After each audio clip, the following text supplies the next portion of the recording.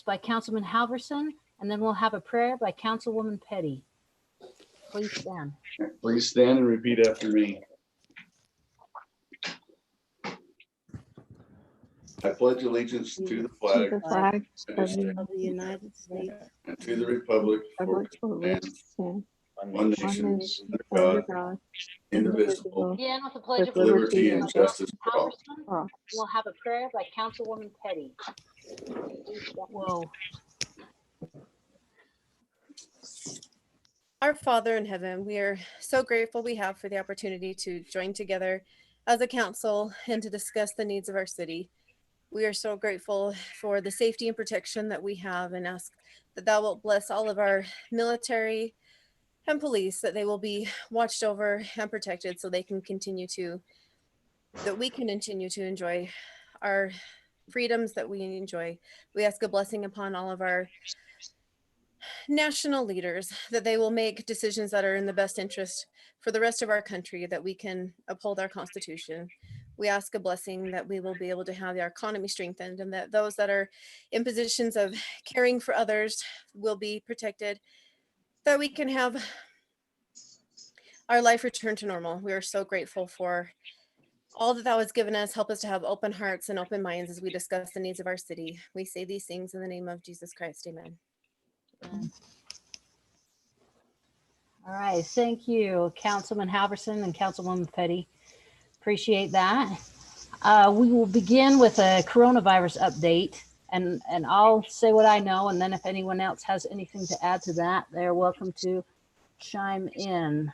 Although, Dave, I can't seem to see, oh, there we, the chat. Oh, I think I've got it.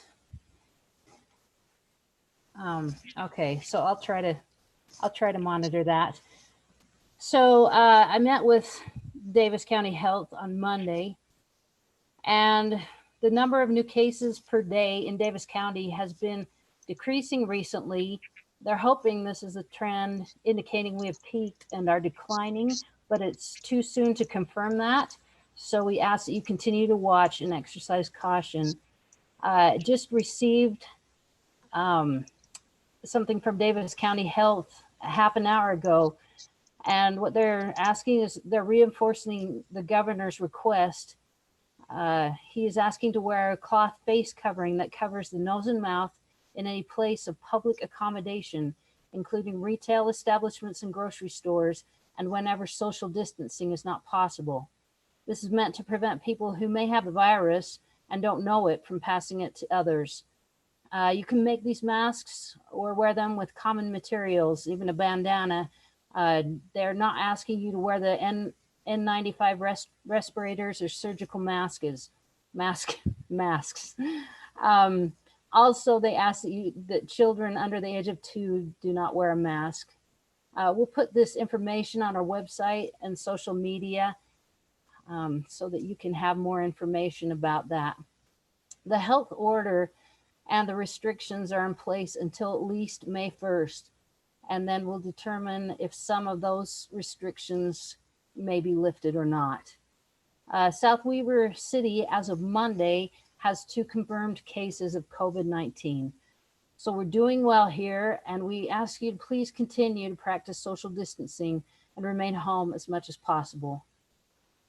Is there anyone that has anything that they would like to add to that? I just have a question. This is the mask requirement is not a directive, correct? Not an order? Is. It's not a, yeah, it's not an order that's going to be enforced. It's just a directive. Yes, thank you. Thank you. All right. Then if there are no other questions, we will move on. Just a note to the public comment. All comments must be submitted by email to publiccomment@southwebercity.com, and they must be received prior to the meeting start time. The subject line should include the meeting date, the item number or general comment, the first and last name.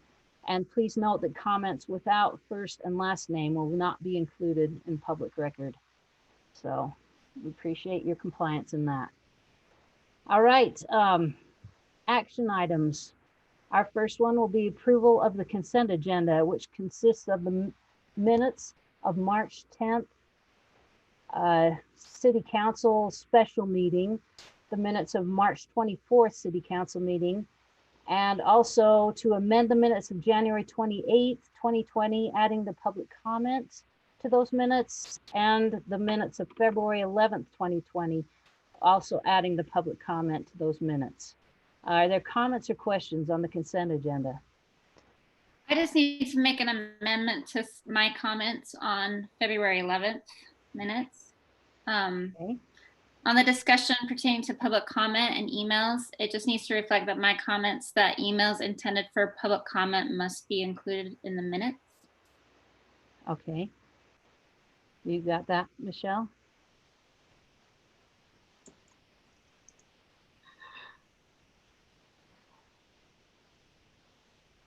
So sorry. Yes, I do. I have that. Thank you. Thank you. Thank you, and thank you, Councilwoman Alberts. Any further comments? All right, then we'll have a roll call vote. Hopefully you remember where you were on the podium. We'll begin with Councilman Halverson. Do we have a motion? Oh, we might want to make a motion. Would you like to do that, Councilman Halverson? I will make the motion to approve the consent agenda with the amended comment by Haley, Councilwoman Alberts, on February 11th to add public comment to the meeting minutes. Okay, thank you. Do I have a second? I'll second. All right, Councilwoman Alberts. Any further comments? Then now we'll have a roll call vote, beginning with Councilman Halverson. Aye. Aye. Aye. Aye. Aye. And the motion carries. Thank you. All right. Item number 6 is ordinance 2020-01 procurement policy. The city's procurement policy was last updated in 2016. The Admin Finance Committee has taken approximately 1 year reviewing, discussing, and working to update the policy. The committee has updated and added some definitions, adjusted the authorization limits, and clarified the purchase and surplus processes. The committee presented the policy for full council review and discussion during the city council meeting on March 31st, 2020. The only adjustment to the final policy based on that discussion was decreasing the authorization limit of the city manager from $14,999 down to $9,999. Are there comments or questions on the procurement policy?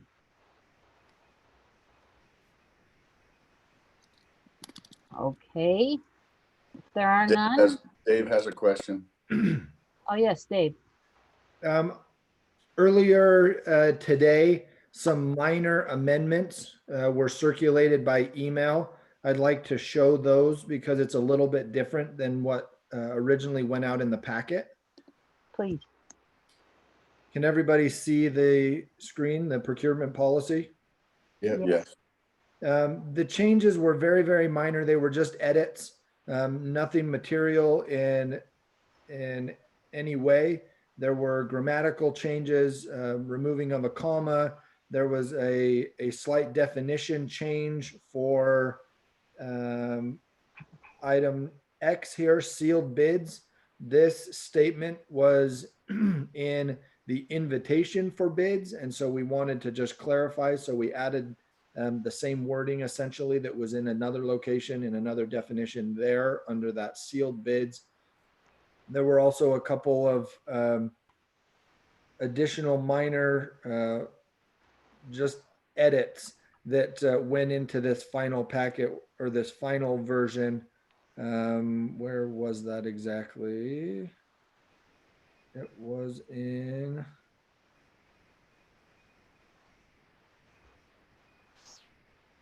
Oh, I think that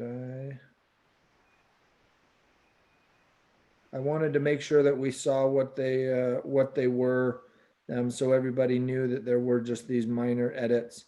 There was discussion of adjusting this letter M for the ideas of whether there's a tie bid That was left the way it is, but I know that that was a point of question, so the council can answer that in the meeting.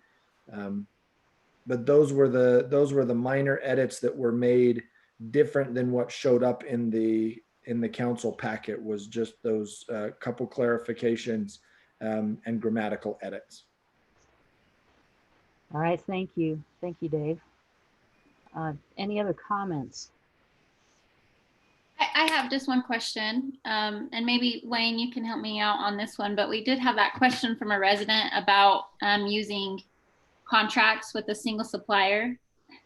And if it is in excess of 10,000, like over $1,000 a year over 10 years, it would be for the council. But what if it's under that? Is that something we want to look into? Yeah, the question you're referring to, as I recall, was questioning if we should have a time frame term, if you will, on these purchase orders or agreements that were authorizing department heads or the city manager in which to approve. The example that was provided was, suppose a department head approves a contract for $1,000 under a small purchase, but it's a 10-year repetitive agreement, which would be $10,000 and exceed his authorization. That's the issue right there, is he has the authorization to approve 1,000, but you have to look at the accumulative of the contract. So the contract in that example would have been for 10,000, not 1,000, and he wouldn't have been able to authorize that purchase order. I looked at that and thought about that, and it could add a little bit further clarity, but I think it stands on its own with regards to the limits. When you start looking at the definitions of the cumulative thresholds, single purchase thresholds, I believe we have that taken care of, that particular example. But the question was posed, and we certainly can go in here and add a statement or a sentence that said that these authorizations are on a per year purchase order basis, if that helps for the clarity. But I think the way it sits right now, I think we have that taken care of. Okay. Thank you, Councilman Windsor. Is everyone okay to leave it as is with that recommendation? I think we put it into practice, and if we start seeing some pitfalls or some loopholes, we can always go back and amend the policy to clarify if we're seeing that we missed something. I was going to bring up, the definition of a design professional services. We talk about requests for proposals, but there's nothing in there. It excludes design professional services. But typically when you go after those services, you use requests for proposals. The only difference between a design service or professional services and design professional services is clarified by the state code. The state code says you can't use cost as a selection criteria. That's basic difference. To know that, you need to understand the state code. Our policy has that covered, but you have to go the extra step. It doesn't clarify it in words in the policy, but it does in the very beginning state that we follow the state procurement code, and these are the additions to the state code. So there's that fallback. If there's not a clear definition in here as to how to proceed, you fall back to the state code. I thought about maybe adding that into here just to be very clear to staff.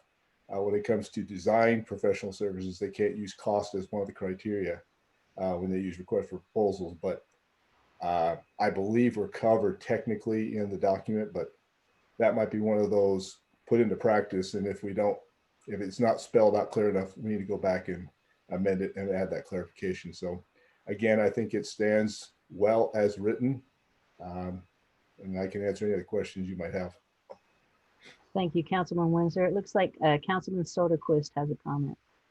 Yeah, my comment was more just a question. I know in our discussion previously, we had talked about some of the limits that were listed there. I'm just asking if there's any of the other council members who had need to discuss or change any of those limits, or if everybody's okay with the amounts that exist in the current document.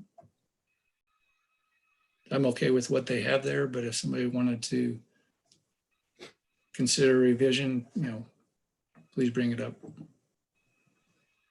Thank you, Councilman Soderquist. Does anyone have any problem with the limits? No. All right. Are there any further questions or comments? Then I will entertain a motion to approve ordinance 2020-01 procurement policy. Make the emotion that we have, Go ahead, Glenn. make the emotion we approve the procurement policy as currently revised with the additions that were noted by David Larson at the beginning. Okay, do I have a second? I'll second. I'll second. I think Councilman Windsor, was that you? Poor Haley, you got to be I'll quick. get it. I'll get it. Okay, are there any further comments or questions? Then we'll have a roll call vote beginning with Councilman Windsor. Aye. I Aye. Aye. Aye. Okay, and the motion carries. Item number 7 is resolution 2020-12 bid award for supervisory control and data acquisition, which is SCADA.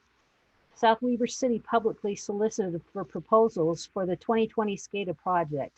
The deadline for submission was February 11th, 2020. The city received 5 proposals from the following companies: APCO, Adventura Controls, M8 Automation, Rockwell Primex, SCI Automation, and Wetco. The proposals were reviewed by a committee consisting of Wayne Windsor, a council member, David Larson, our city manager, Brian Wageman, the Assistant Public Works Director and Water System Superintendent, Brandon Jones, the city engineer, and Dana Schuler, the project engineer. The committee met on February 28, 2020 to compile proposal scores and discuss further steps. A summary of the scoring was contained in your packet. After discussion and scoring were complete, the committee decided to interview the top 3 companies, which were Wetco, Adventura Controls, M8 Automation, and Rockwell Primex. Following this committee meeting, Councilmember Windsor elected to excuse himself from the selection committee as he felt the interviews should be handled by the staff. He was replaced with Mark Larson, the Public Works Director. Interviews were held at the Jones & Associates office on March 12, 2020. The same list of questions was provided to each company prior to the interviews. Each company gave a brief presentation and a virtual tour of a similar SCADA system they hosted, and then there was a question and answer period. During the interview, it was determined that Wetco was not providing a cloud-based system as specifically requested. Wetco was essentially eliminated at that point. The pros and cons of the other 2 of the top 3 were listed in your packet. Following the interviews, each company was requested to submit their best and final offer after better understanding what the city's needs were. These offers were received on or before March 16, 2020. Staff recommends a motion to award the base bid to Rockwell Primex. Okay, and I believe we have Brian Wageman here to answer questions, as well as Jared Rice, who is with Rockwell Primex. So are there comments or questions? I have a few. Okay, and then after we hear from Councilwoman Alberts, we will hear from Councilman Windsor. So I just was going through. Dave, do you mind flipping onto the screen the pros and cons as well as the costs of the 2 companies?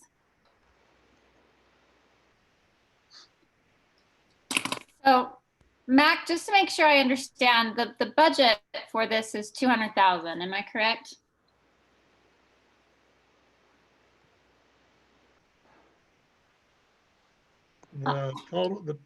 We had 200,000 budgeted last year. We rebudgeted 200,000. The total budget on it, after we put the budget together and looked at it prior to the bids going out, was a total of 275. Okay. So I'm kind of confused as to why it went to Rockwell. Adventura Control, M8, they came in, they were evaluated as number 2. And the only cons was that it was a small company with a short history and no current local comparable systems. But the owner of it, who would also be our point of contact, has over 35 years of experience. And additionally to that, when they were able to revise or give a second offer on their pricing, they came back substantially lower and added in additional final offer notes. So I guess I'm confused why the bid or the recommendation is going to Rockwell versus M8. Okay. Brian, could you speak to that? Yeah, so when we looked at the bids, when we had the interviews with them and stuff, their bid actually, M8 Automation is what they're called now. They're kind of in the process of changing names, their company is, and so they went to M8 from the other Venture Controls. And when they came in with the final bid, they didn't actually change theirs. They changed some of the things that they said they were going to do, but some of those things were already added in to the one before. They're just kind of clarifying that they were going to do that stuff. The reason we decided to go with Rockwell is the service that we get from them. It's actually Primex is who the actual SCADA company is. Rockwell is just a supplier for them. That's a local company. And so Jared Rice that works for Rockwell, he's been doing SCADA for, I believe, 15 years or more. He did it for Core and Maine, Layton City, Farmington City, most of the cities around here, Bonavista Water out in Pleasant View, Far West, all those areas. They're the ones that do that for them. And we know, like when we went and we got references from quite a few people, and all the references we got were really good. I was able to visit with Layton City. I believe it was, I can't remember if it was South Jordan or West Jordan. I went down and met with them a year ago because I actually started this process over a year ago and looked at how easy their SCADA was to run, because that's the problem we ran into right now with the SCADA that we have, is it's really hard to control. And anytime we have a problem, we have to call, and we're currently with APCO. That's the first one you read off. We have to call them, and then they have to program our stuff all over again, and our bills were just getting outrageous with them. And it's really hard. It's not very user-friendly. With this, Primex is really user-friendly. And as we went through the process, the interviews and stuff, they showed us how their system works. Their security system is one of the best around. It's like trying to get into a bank. All of our stuff will go cloud-based, which means it'll go to a server and they store it for us, but it's also local stuff. And so, and one of the cons I noticed too, it said that Primex, they're not a local company, but Jared with Rockwell is local, but they also have other people in Salt Lake and other places that also deal in Primex. And so we will always have somebody local here. And the service we've always got from, I guess it'd be Rockwell now, when Jared was with Core and Maine and stuff, was outstanding. We could call him in the middle of the night, he'll come out and do the things we want. And M8, we just don't know that much about them. It says they had that many years experience, but some of the people we called weren't using them no more. And so that's kind of where we based some of our stuff off of. And some of the costs kind of, like, it's different where they were so much lower than everybody else. It makes me a little nervous. Sometimes we've got ourselves in a situation like that with the city. What kind of product are we going to get going that much lower? All right, thank you, Brian. It looks like Councilman Windsor. I think Haley hit the nail on the head, and my question comes from the same point: is 75% of the work product from Rockwell Primex is by Primex, and it's out of state. They are a national company. You're saying they got the local Rockwell to provide those services, but you're talking $47,000 more for them, which is almost 50% higher to go with them than the other one. M8 has done work with Weber Basin Water Conservancy District on some of their plants. So I don't discredit their work product. It just might be a new company. I know some of these people have worked for Wetco and some of the other firms. I'm having a hard time spending almost 50% more of the public's dollars on what looks to be a similar product. Can you help me justify on behalf of the public why we want to spend an additional 47,000 for a similar work product? So one of the things I was able to do, I was able to get in contact with APCO because they're our previous, and he called to, see if we'd gone through the process and what happened. And I talked to the owner of APCO, and he had some of the same concerns I did with that much of that bid coming in so low. Is, are we going to be getting the best products? Are we getting the products that we actually put in that bid, or are we getting the lower end of those with M8? And I do know that they do work with Weber Basin. I talked to Weber Basin, and what they do a lot of is the programming for them. They've put in a few sites for them, but usually what they'll do is come in once a month and help do the programming and stuff for them. Now is what they do for them. And I'm not saying that they're a bad company. Just talking to some of the people, we were able to look at more local ones that Primex, is in, like Layton and some of the others. And we tried to go visit some of the others with M8, and one of the companies was Riverton, and I could just never get caught up with him to go down there and visit it to see how simple it is to run. Because like I say, that's what we're doing it. We don't run a SCADA system every day. I look at it, but I don't do it every day. Like some of these bigger cities have somebody that's a full-time SCADA person. And so unfortunately, we need something that's simple and easy to run.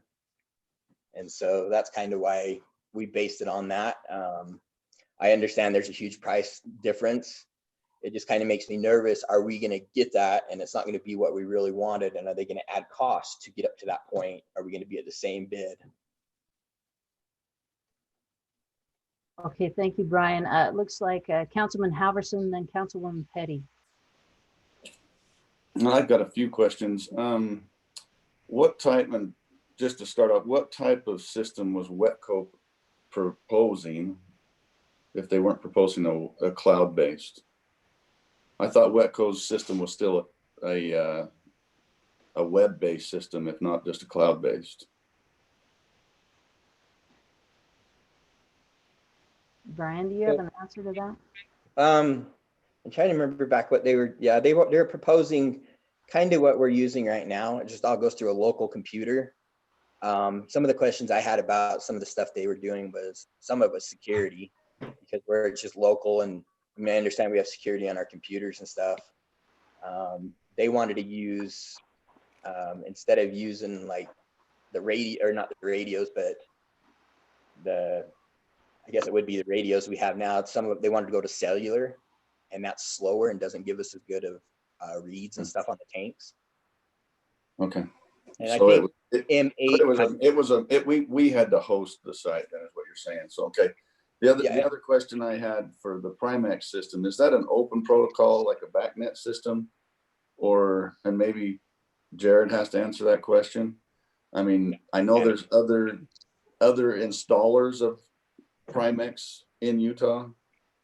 I mean, are we stuck? I mean, it's real. And again, it all goes back to they're the highest by far, and we got to somehow justify they're higher than Wetco, they're higher than the what is it, M8 or whatever the other one was. But so I'm just struggling with that as well. So I'm just trying to find reasons why, if it's an open protocol and we can find other people to do it so we don't get price gouged later on, that's one of my biggest concerns. Jared, can you answer that? Sure. So it is an open protocol.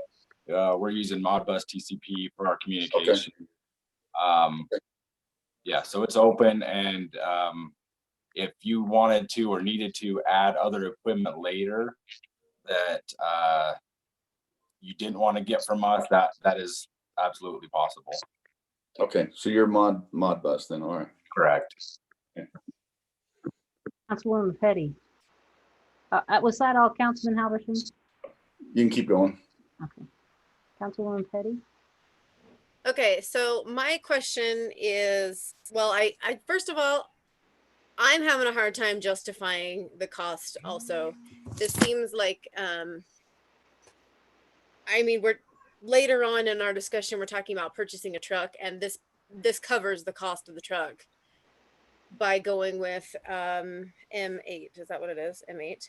So I'm having a hard time justifying the cost, but I also want to know how long our contract is.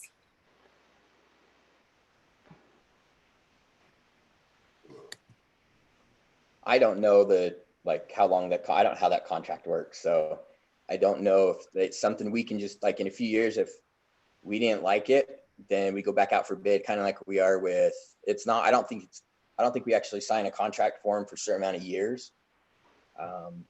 If it's something that we've decided that it's not working for our city, we can change it. I don't know, Dave, I don't know how the contract parts work. Yeah, I'm happy to respond to that and also provide the perspective as one of the committee members that was involved in the interviews.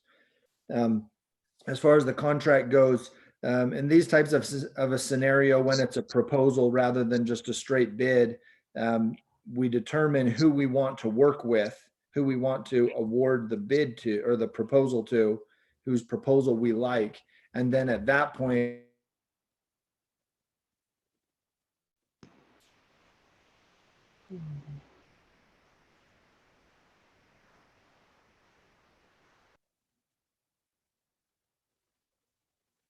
I think we lost Dave. Yeah, we lost Dave. Oh, Dave's lost. I was hoping it wasn't mine. I'm glad it's not. Oh, there he goes.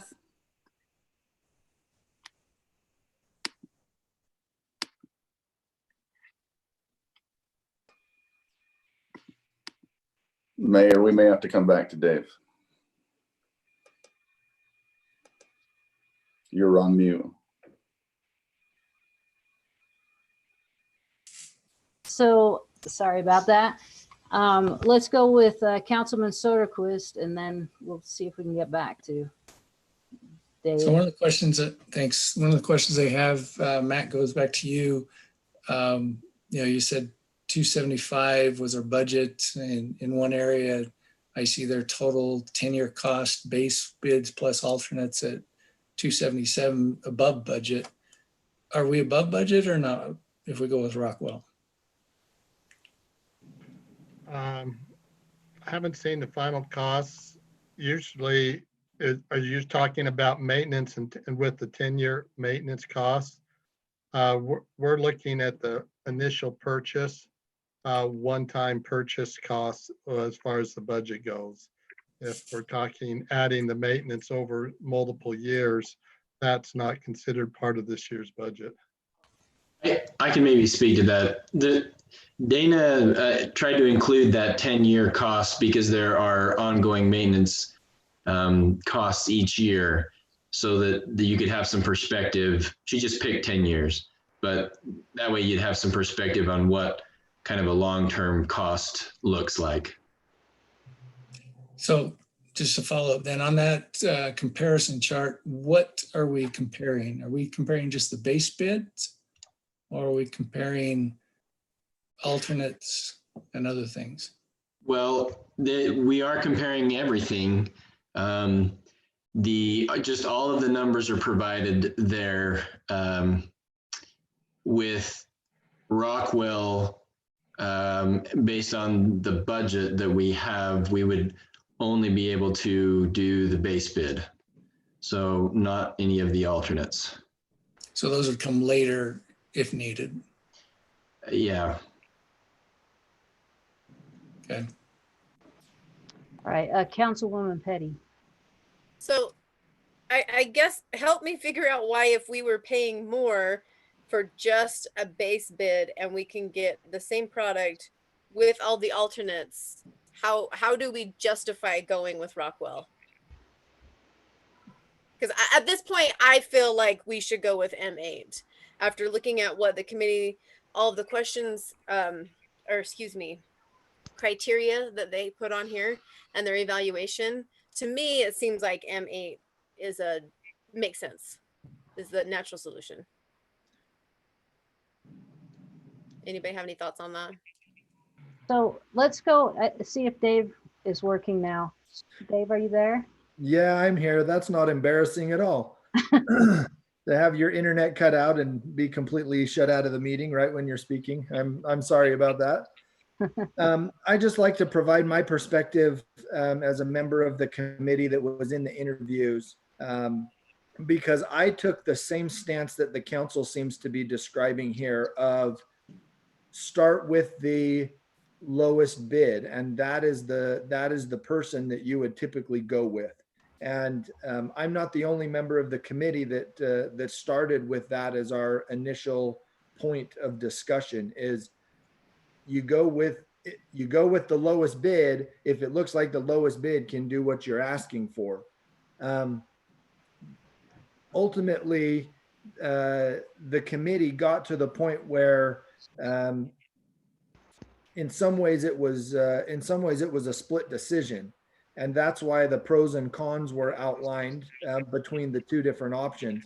And from my perspective, again, I started with M8 looks like the best option because it's the lowest bid by a significant amount of money. So the question is, and you're asking it, why would you go with somebody who's not the lowest bid? And if I had to sum it up, I would sum it up like this. There were questions surrounding M8. There were not questions surrounding Rockwell. And there was discussion about, as Brian mentioned, because it was such an outlier and it was so low, there was concern as we would get into working with M8 that as we start to receive the actual submittals of the project, that they may change and that we could have added cost on added cost in order to get exactly what they're offering.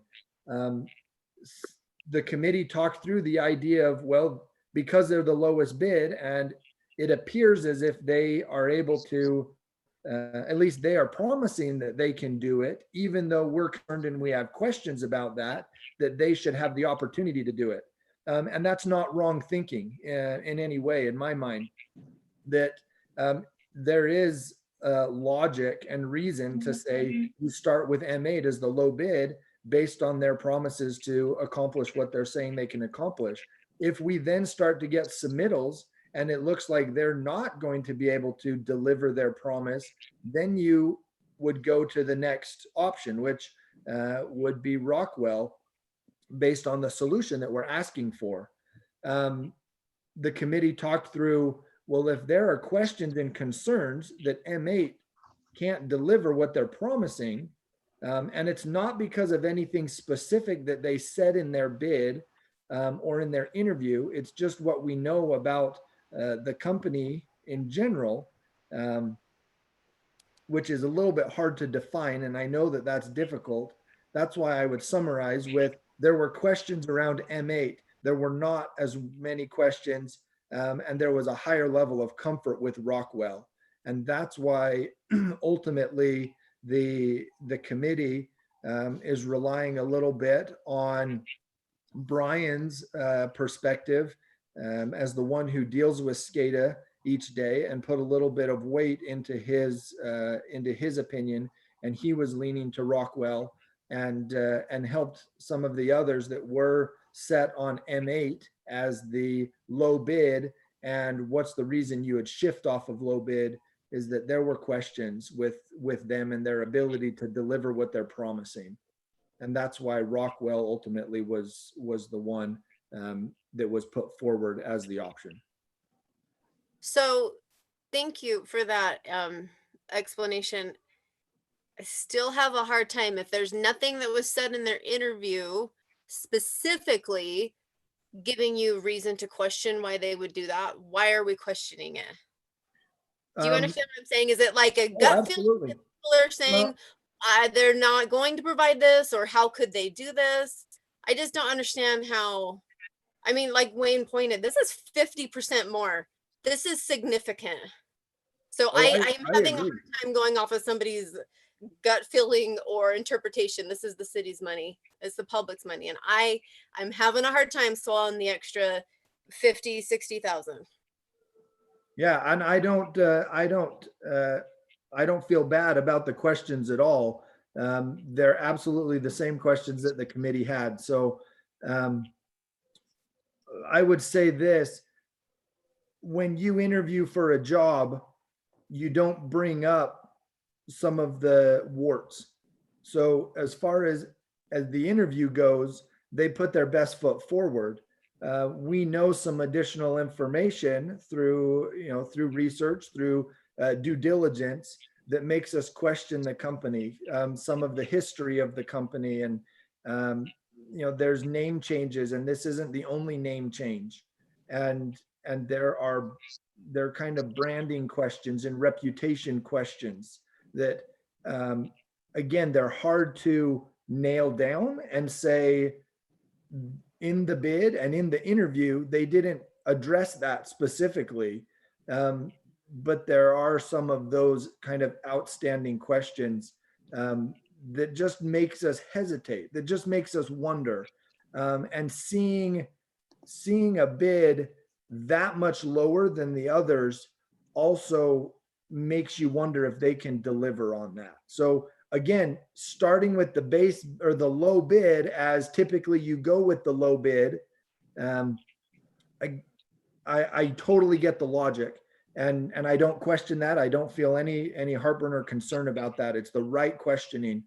One thing to keep in mind, I'd hope this doesn't sway you one way or the other, but a request for proposal is slightly different than a bid, where a bid is a specific defined project that really has very defined parameters, whereas a proposal is more of an open-ended solution. And there isn't a requirement to go with a base bid or a low bid, because that proposal may or may not meet the solution that you're looking for. And so those are just some considerations that, yes, it is an amount of money that is important, and it is real money that we could spend on other things. And if you're uncomfortable with the amount of money,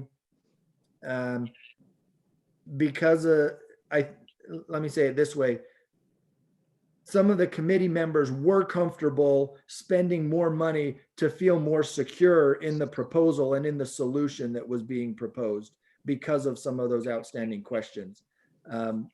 But there's nothing wrong with saying, let's go with the low bid and see how far that gets us. Kind of like the procurement policy. If we start down the road and it becomes obvious that they can't deliver, well, then, we would look at another solution. That's definitely an option as well. Okay, let's go to Councilwoman Alberts, then Councilman Soderquist, then Councilman Windsor. Yeah, I was just wondering, so Dave, can you pull up on M8 their short list of municipal projects? It's page 0 on there, or page, I guess it's page 12 on their bid or pamphlet.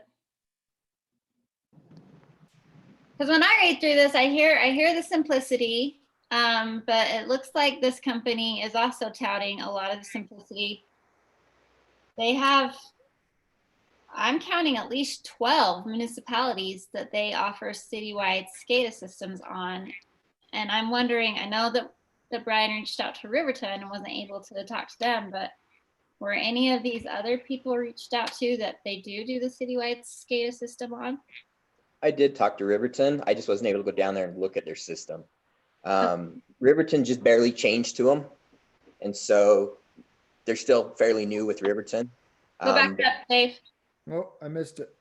Oh, they just changed, Riverton just changed to them. And so they're kind of new to him. So he said that so far they're good at, they're okay with what they've done. We did contact a couple of the other smaller cities that weren't, the thing with them is they just don't have a lot of local ones, and a lot of them are water treatment or smaller facilities, like the one up in Bear Lake. Oh, sorry, 1 second, Brian. Go back up one, Dave. One more page. There we go, right? Oh, sorry about that. That one, okay.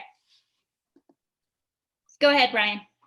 The one up in Bear Lake City, I believe, is a homeowners association. It's just a very real small, and they only run 3 months out of the year up there. So he didn't have much to say. He says that they just run a few little things for him. I'm trying to think, Dana called a few of them. I called a few. We tried to call references from all the systems that, put in a bid, so we could get a good idea of what's out there and what they were doing.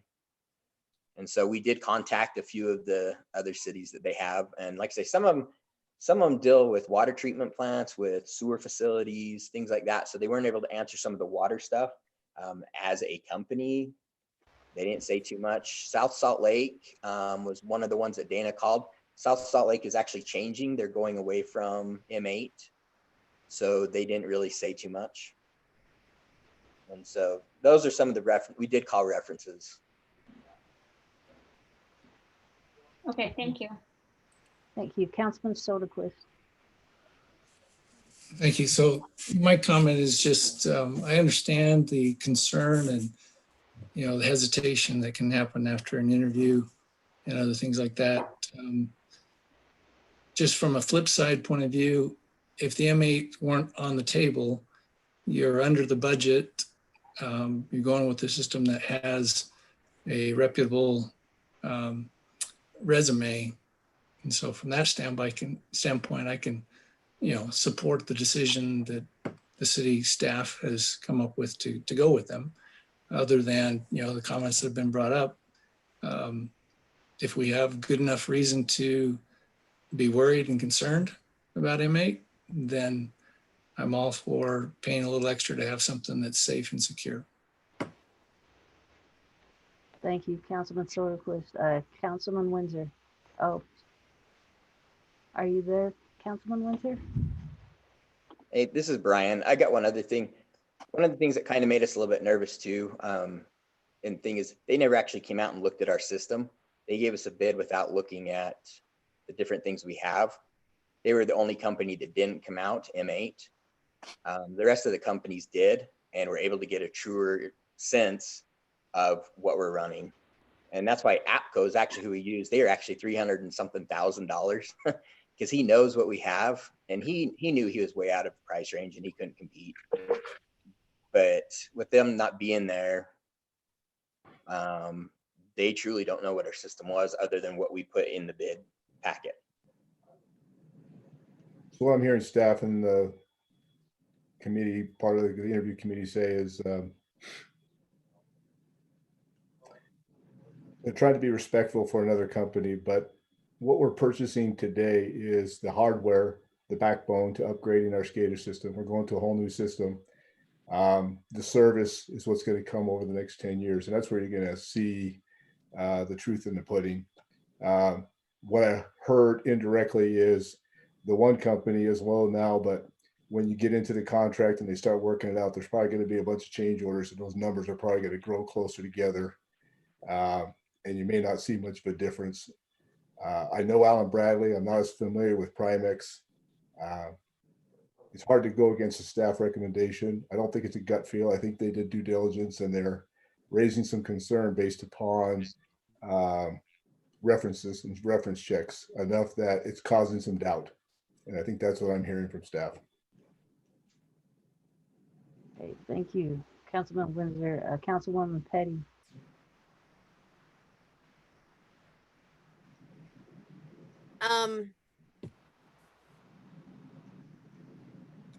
I'm still not convinced. I hear what you're saying and I hear the arguments, but if this is the backbone of it, I didn't hear Dave, so I still would like to know what our contract is. Understanding this is a proposal and not a bid, and that there is a difference. I'd still like to know what our commitment is. Sorry about that. I think I cut out again. There hasn't been a term or a contract discussion with any of these companies in terms of a length of contract or things like that. It's just been the proposal, the interviews, and then once the council wants to move forward with a company, then we would work on contract details. So Angie, maybe to answer that a little bit differently, they're basically just changing our software that runs all of our equipment and SCADA systems. The service contract is something completely different from that, what they're doing right now. This, like Wayne was saying, this is just the backbone hardware to upgrade to. So Brandon, were you part of this? And I guess you're the one committee member I think that I haven't heard from, or was that just someone else in your office? No, I was there. I was part of the committee. Do you mind giving your perspective, please? Sure. I feel like this is the type of scenario that what Dana and myself from our office were bringing to the table was not expertise in SCADA, although we are familiar with some aspects of SCADA. We don't run it every day. So our part was to evaluate the proposals, to look at the costs, try to call references, try to help out in that way. I guess I kind of ultimately feel like Brian is the one that's going to be interfacing with them. And so his opinion carries a little more weight than ours. Does that answer your question? Sure, kind of. Let's hear from Brian. I guess I have the question is Primex the preferred system vendor? I mean, I know, like Wayne said, he knows Allen Bradley. I know Allen Bradley. I know Dorset Tech. I know a lot of other SCADA systems. I don't know Primex. If it's that much more user friendly, is it $50,000 more user friendly? And Brian, I mean, you got to answer those questions. I get that. I mean, a lot of people put a lot of weight on what your decision was, and maybe Jared needs to speak up and maybe tell us what the differences are in his system. If there's I'd be glad to speak to it real fast and kind of tell you why I think our value is higher than M8's. We did do a site visit. I visited every single site, went over every IO point with Brian. You need to have that data. There's a pretty heavy spec that was written to go out to bid with that. I'm quite confident MA is not going to be able to meet that spec with that price, with what the proposal is. We can meet that spec 100%. There will be no change orders, no additional costs at our price. Our price will cover an entire new system that should have a 10 to 15 year lifespan. So we're not talking about, something that's only supposed to last a few years. This should last 15 years, maybe even longer. We have systems in Farmington that went in 1994 that are still running. They're old, they're chipsets that we have to burn when we make a change, but they still work. We have great references all around, all around northern Utah. We do big cities, little cities. When you look at references the M8 put out, they're really not comparable to what South Weaver is asking for. So if you weight that along with a lack of site visit, a lack of good references, it is a hard pill to swallow. It's a lot more money. We bid these every day. We know what it costs to build this system to that spec. We know exactly what it costs to do that. And I feel like we are right in where it would cost to actually provide that specified equipment. Okay. And I'm happy to take any questions. Thank you, Jared. Let's go to Brian and then Councilwoman Petty. Yeah, in the long range, if you look at it, it does break a cost breakdown of what we get charged per year for keeping that system running. I can't remember what each one of them was. I don't have it in front of me.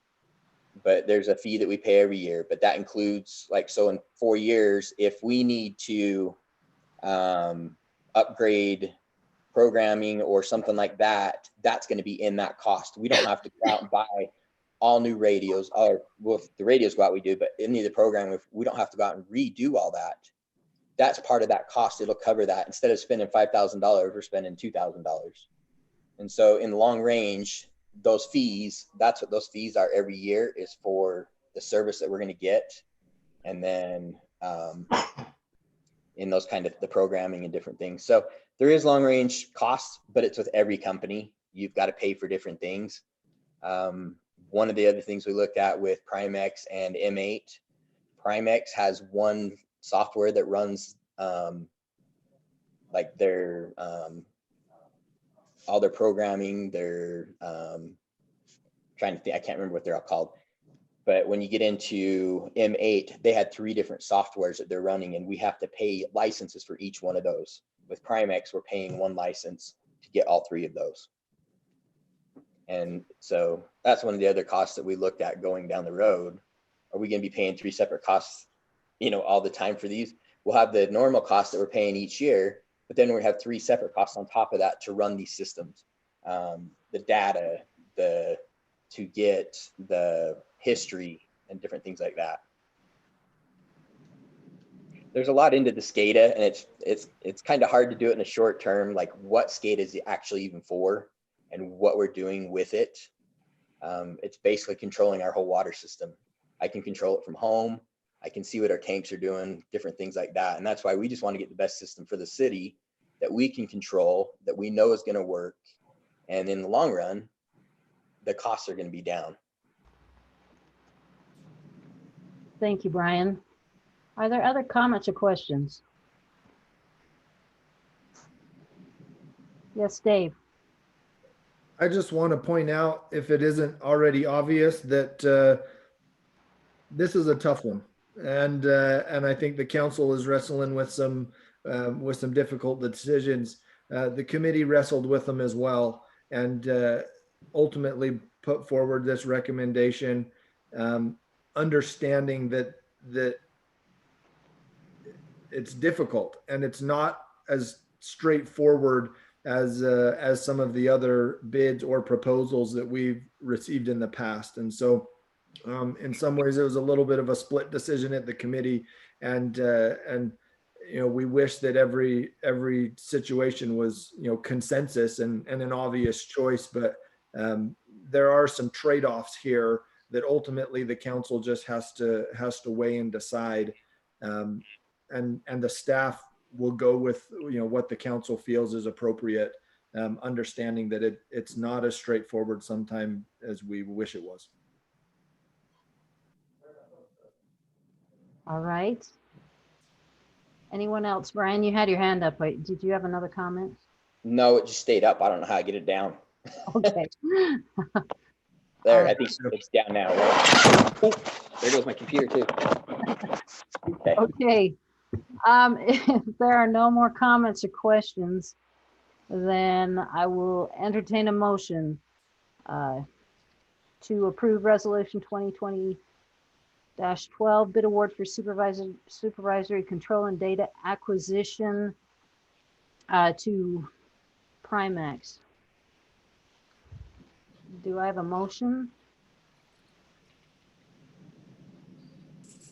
I'll make the motion that we move forward with the data acquisition supervisory control as proposed by staff with Rockwell Primex.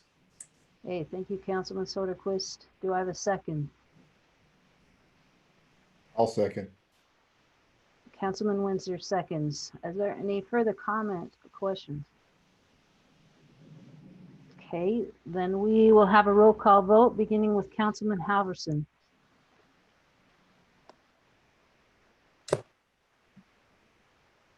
Aye.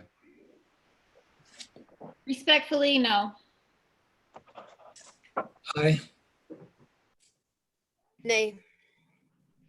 Aye. Okay, the vote was in favor 3-2, and the count and the motion carries. Thank you, everyone. Can I make a comment before Jared leaves? You may. Jared, I heard what you said about no change orders and understanding the system. I'll be the first one to hold you to that. That's fine. I've been doing this a long time. We've never, at least so far, I've never had a change order. I understand that. As a contractor, I would have never said that. Well, we went over a pretty thorough list with the city, few meetings to make sure we are proposing exactly what the city requires. So I'll be happy to guarantee that. As long as we do exactly what's in the specification, we will make that happen. I understand. Thank you. All right. Thank you. We'll move to the next item. Resolution 2020-13, Kennywood subdivision final acceptance. This subdivision is located at approximately 7875 South 2030 East. It was originally constructed over 12 years ago. Inspections were provided as requested by the developer, but the developer was not very attentive to completion of the acceptance process. In performing a review of escrow accounts on the books, it was discovered that there's still an escrow account associated with the subdivision. In order to close out this escrow account and formally accept the subdivision, the city staff felt it was best to bring it to the city council for official action. Inspection members of the Public Works and office staff have completed several inspections over the years. More recent inspections of the improvements have determined that there are no improvements that are not in good working order given the age of the subdivision. Staff recommends granting final acceptance of this subdivision. The remaining amount of escrow funds to be released to the developer is $7,930.95. These funds will be released following final acceptance. Are there comments or questions on this?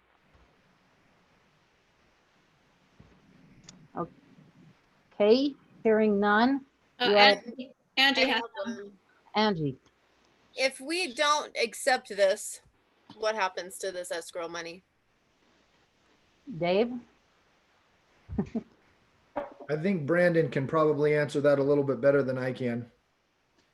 It just remains in the escrow account.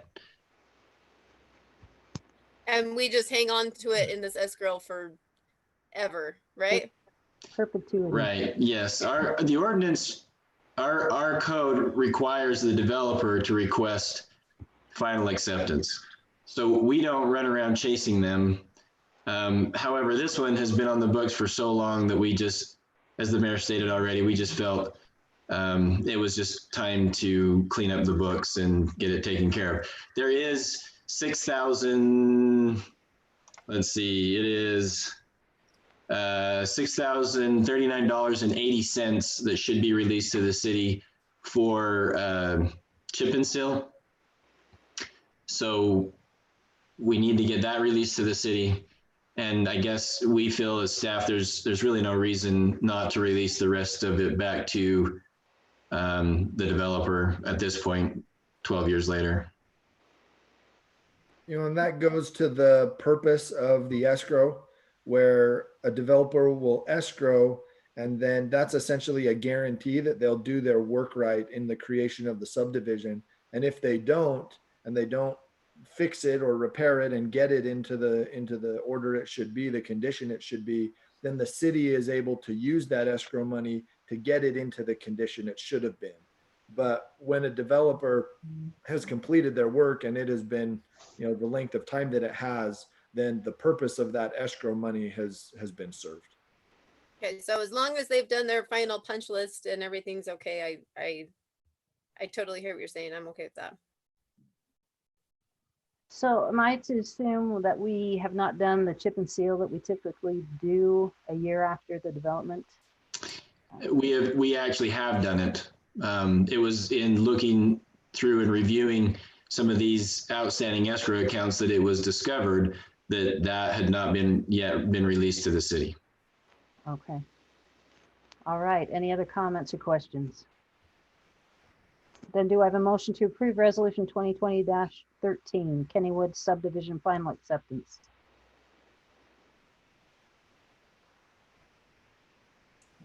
I'll make the motion to approve the resolution 2020-13 final acceptance of the Kennywood subdivision. Do I have a second? I'll second that. You can give it to Wayne. Okay, Councilman Windsor.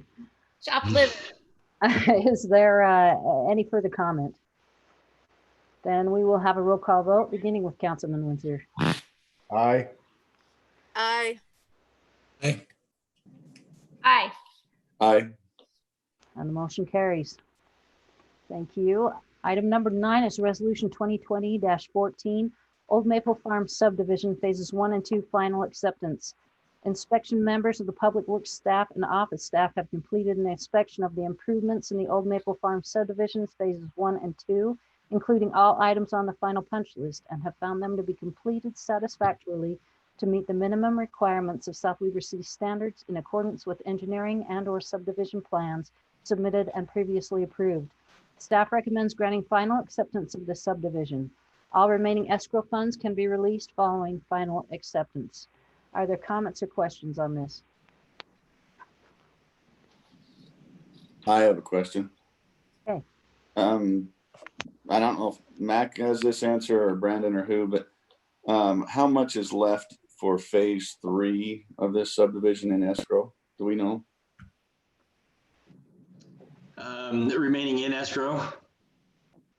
For phase 3? I can't give you the exact number off the top of my head, but it's around 105,000. Okay. All right. The reason I'm asking is because of the retention basin issues that could be fairly expensive. Yes, that was a concern of ours. We have discussed that with the developer back in the beginning, because this was kind of a phased development. We associated all of the escrow for the detention basin with phase 3. So Okay. That's why phase 1 and 2 is coming to you. The developer is still addressing those issues with the detention basin, and they still have a punch list of other items in phase 3. But 1 and 2, they have addressed all of the punch list items associated with those 2 phases. Okay, thank you. Okay, any other comments? Then I will entertain a motion to approve resolution 2020-14 Old Maple Farm subdivision phases 1 and 2 final acceptance.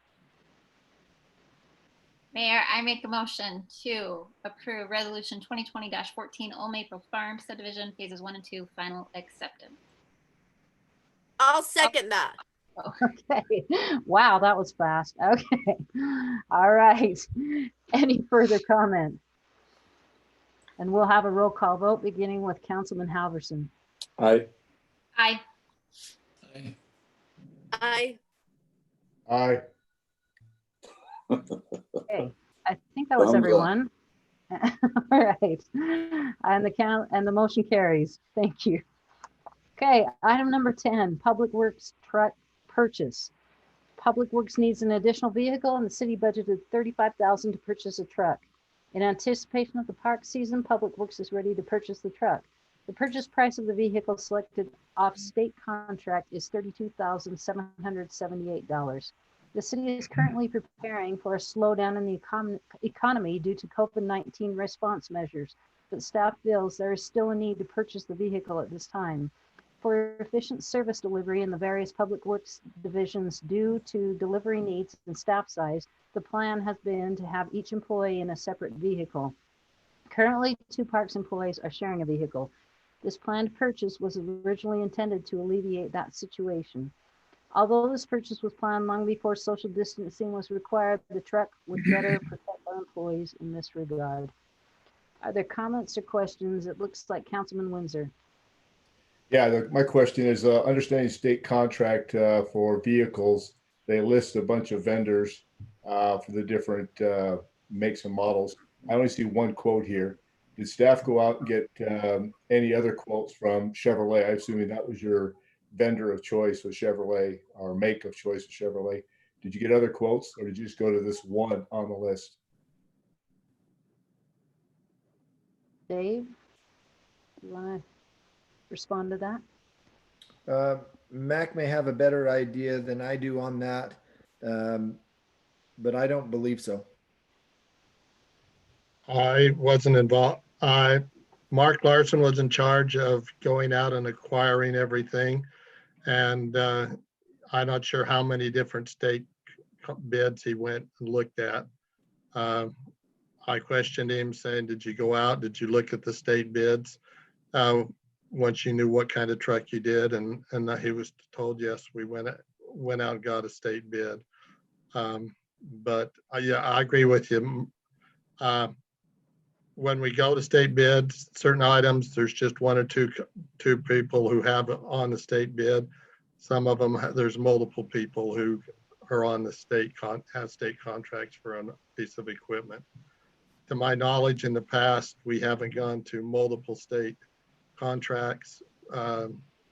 We did, because it's been bid. All of them are supposed to be both good bids and equal. And so we haven't gone to multiple state bid contracts.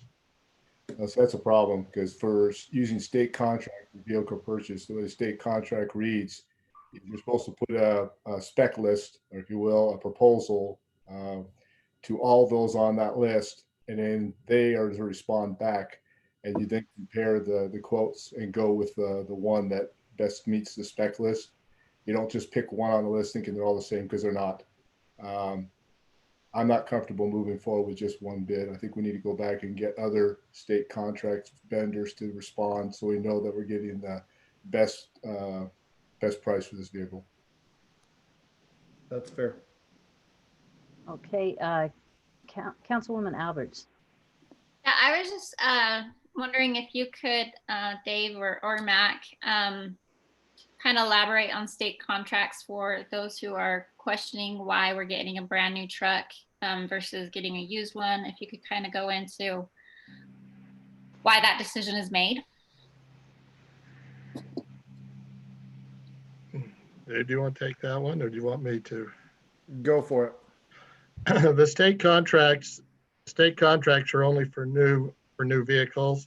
The interesting thing is when you look at the pricing on state contracts, it's using the power of the state, and many cities buy on state contract. There are several cities who buy state contract vehicles, keep them for 2 years, and sell them for less than what they initially paid for, because the state, there is excellent pricing we wish we could buy on that. Plus, when you buy new, you've got it comes with warranties, and so all your service, repairs and so forth are covered under that. You buy a used vehicle, many times you don't have those warranties. It's just your plan. How long do you keep them, and how long do you turn them over? Most cities do not generally buy used vehicles. You buy them new, you either hold them for 10 years, or you hold them for a few years and turn them over and sell them for what you paid for them. You can actually do that at about a 3-year cost break, resell them and get something new. We do not have mechanics on site, and so we do not have full service bays and so forth. So that's one of the reasons we have newer vehicles that don't require that on-site maintenance. How often do we typically keep our vehicles for? They vary. We've been turning them over. We're still working on that the 10-year replacement policy of how often we should turn them over. So since in the time that I've been here, there's been discussions on lease versus purchase, turning them over every 3 years, and that kind of a program, or keeping them for 10 years. Many of the vehicles now we're looking at keeping them 6 to 10 years. So I know in the budget later on, we're going to be discussing this, but there's a 2013 truck that we're going to be looking to replace for Public Works. That's in addition to this vehicle as well, correct? Yes, that one that's in the budget is Brian's. That is a 2013. It's 7 years old. Okay. All right. The questions are valuable. They hint at a larger fleet management kind of philosophy and plan, which we're working on and trying to put together. At this point, Mac described it very well in terms of purchasing on a state contract at a reduced price, and then being able to turn those around, limiting the cost of maintenance and things like that. But we are working to put more of a more of a standardized philosophy in place so that there is a replacement plan and we could anticipate those costs over a period of years. All right, thank you. We're trying to see if we can get Mark Larson to come and answer some questions on that. And so if it's okay with council, we'll move to the next item and then possibly come back to that. So, all right. Item number 11 is the budget workshop. The tentative 2021 budget. Over the last several months, the staff and city council have worked on the 2021 budget. The budget has been reviewed by the respective city committees and now comes to the city council to be discussed in its entirety. The tentative budget will be adopted the first part of May, and the public hearing on the tentative budget and final adoption will be in June. Additional adjustments may be made by the city council anytime until the final adoption in June. Included with the budget sheets is a budget highlights, a 2021 comparison of the departments, and a review of anticipated unrestricted fund balances. Dave or Mac, did you have anything to add to that before we? No, I think that's a good summary. I would like to say that the work of the council and the committees has been really good. We're absolutely entering a time of uncertainty when it comes to budget, and none of us really know the effect of the downturn, how long it will last, how deep it will last. I am happy to report and to say that the budget as it stands today and the work of the committees did include a recognition of a downturn and anticipation of a downturn. So from my perspective, I feel very, very good about the work that's been done. We still have 2 more months before final adoption, and my hope is that we can be very data driven in our preparation. Although it's a crystal ball and definitely a moving target, and chances are whatever we ultimately put on paper is not going to be entirely accurate, just because it's such a moving target. Overreacting or underreacting both cause problems for the city. And so we want to do our best to maintain a level of flexibility as we go through the budget process.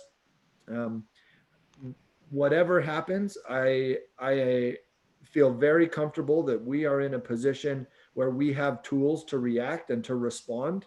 If it is a one-time downturn that we bounce back from once the COVID situation stabilizes and there's a pent-up demand in terms of sales tax and economy that provides sales tax and kind of a bump immediately afterwards, then it may not be as long-lived as potential. However, if it does last multiple years, then there are strategies that we have in place that we're able to implement. If it lasts 1 year, the budget that we've got, I think, is a very good starting point. Obviously, budget amendments mid-year is always a tool that we have.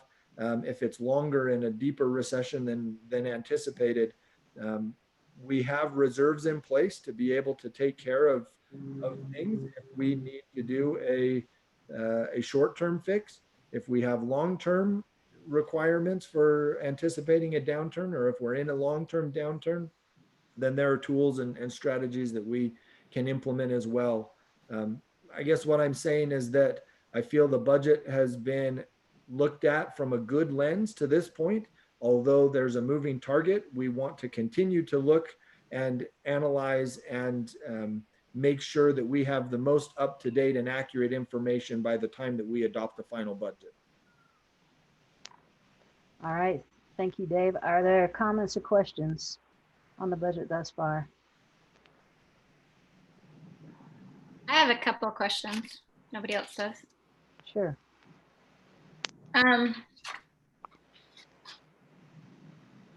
So for the judicial training, we're splitting up between the 3 cities. I'm assuming that cost just stays the same each year. What in the past, it's been divided equally between the 3 cities. A change was made that we will pay the full cost on the judicial training this year for the judge. then our cost, we will not have a cost for his training for the next 2 years. And with the change of our judge, the way this is being handled by the cities where he's the judge over multiple cities, that his travel and training is being changed. Okay. So I guess what I'm asking is if, I don't know what other city we are, but say it's Layton, if we pay a certain amount this year, but next year it goes up, does Layton just eat the cost, eat the difference, or Yes. is, okay. And then on the sewer impact fees, the Cottonwood Cove, 950,000. It says impact fees collected in future years will reimburse the fund balance. How much are we able to have, and how much will we need from future impact fees? Okay, when we did the sewer impact fee analysis, it was divided into two parts. If you were to go back and look at it, they analyzed what is our existing excess capacity that still needs to have impact fees associated with that. Then the capital facilities plan outlined things for the next 10 years and the portion of the impact fee which would apply to new projects. And so every year, two things happen. We collect the impact fees. I track it as to which portion goes to existing excess capacity and which portion, according to the capital facilities plan, is to go towards new projects. Then so there's a certain amount that comes to as collected every year, comes back to the sewer department for that excess capacity. And then there's a portion that comes back to the city as we do projects. And I have the worksheets, but I don't have them up with me right now, that shows how much we look at how much do we anticipate, and it's still a budgeted guess on the projects of how much will come in, how many projects will pay a sewer impact fee. Based on that, we know how much will come back for those two reasons. If we had no sewer projects, then there'd still be money coming from impact fees. I think it's about 50-50, the split between how much of it comes every year back to us and how much comes, which is project-based. Dave, can you show the department comparison on the budget where it kind of talks about these capital projects from water and sewer?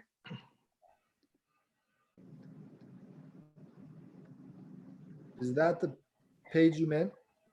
Yeah, just scroll down a little bit to capital projects. I guess I'm not entirely understanding what you said, Mac. So we have 2.9 million set aside for 2020 in capital projects. Is that including these sewer updates, or is the sewer in that other 958,000 below? The sewer is the 958. Those, the chart that you're looking at, capital projects is a capital projects fund itself.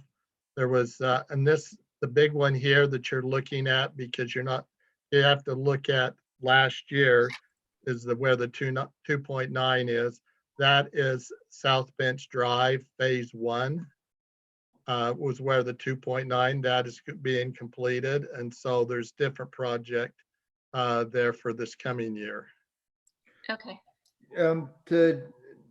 To clarify a little bit, or at least to add to that, the capital projects fund had 2.9 million in it. We completed some projects, and so this budget year we're anticipating 962,000 in projects for the capital projects fund. In the water department, there was 1.4 million of projects in our current fiscal year. We're looking at 2.7 million of projects in our next fiscal year. The sewer, you'll notice, is the same because we actually didn't complete the sewer project in this fiscal year. We're just rebudgeting that for the next year. So those numbers are very similar. Storm drain, we did complete a project. We're not anticipating the same level of projects for this next fiscal year. That makes more sense. And it might be a stupid question, but where is Cottonwood Cove subdivision? It's off of South Weber Drive. about, what is that? 1,200 east. Okay, so this, is the East Bench sewer needing to be updated then? Or, So the East Bench water line project is part of that 2.7. okay, So that's a big number for us. It's important to point out that 1.3 million of that is actually coming from Job Corps and the federal government, but it shows up because we're managing the project as a joint project. And so their portion shows up as revenue and as expense. So our water projects are actually closer to the tune of 1.4, which is very similar to the amount of water projects that we're completing this fiscal year as well. okay, so I guess I'm going back in history a little bit, but I thought that we were going to need to update our sewer system on the east end fairly soon. Is that not correct? We did quite a bit of work looking at sewer projects and needed projects. This 950 anticipated a sewer project this current fiscal year. However, as was previously discussed, we've started metering our sewer system, and getting some actual flow data of the sewer system is revealing that our sewer system actually is doing quite better than it looked like.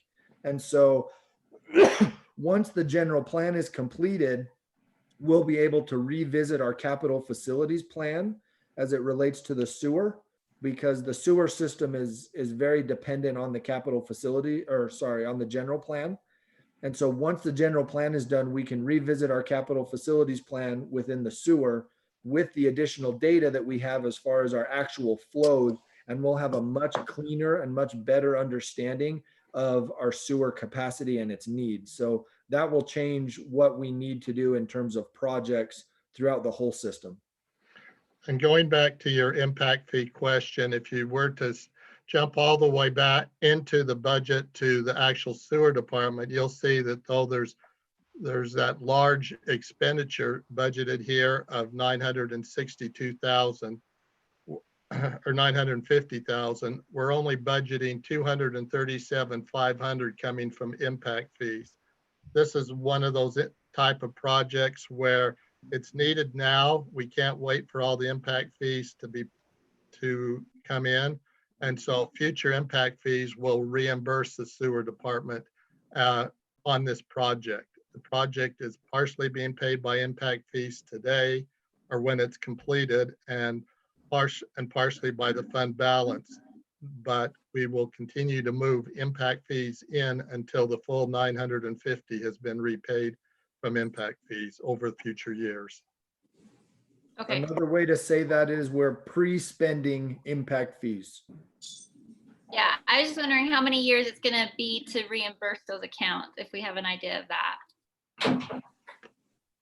But, That's entirely dependent on the rate of development. gotcha. Okay, Can I also just jump here and say that we have a project kind of anticipated, but the scope of that project and its location may change based on the completion of the general plan, update of the capital facilities plan, and then identifying the best project at that point. So it's kind of, I would say it's kind of on hold until we know where we're going with the general plan and actually have something adopted. okay. Thank you. Okay, are you done, Councilwoman Alberts? I am, thank you. Let's go to Councilman Soderquist and then Councilwoman Petty. Thank you. And Matt, Dave, again, thanks for putting this together. You know, looking at our expenditures, it looks like we're doing a good job staying under budget. So I appreciate that. I just have a couple of questions relative to a few minor things on the water department. There's a budget for a new truck this year, a flatbed, it sounds like, 7 years old. It's more of a comment, I guess, if our revenues drop off significantly due to the COVID-19 thing, obviously, is that going to hurt us if that gets put off for another year? Is it functioning well now, or? This particular truck is the one, Brian, we're budgeting the chassis. He has a utility bed on top of the chassis. This is one that we put off for 2 years, the last 2 different budgets, trying to extend the life of this one.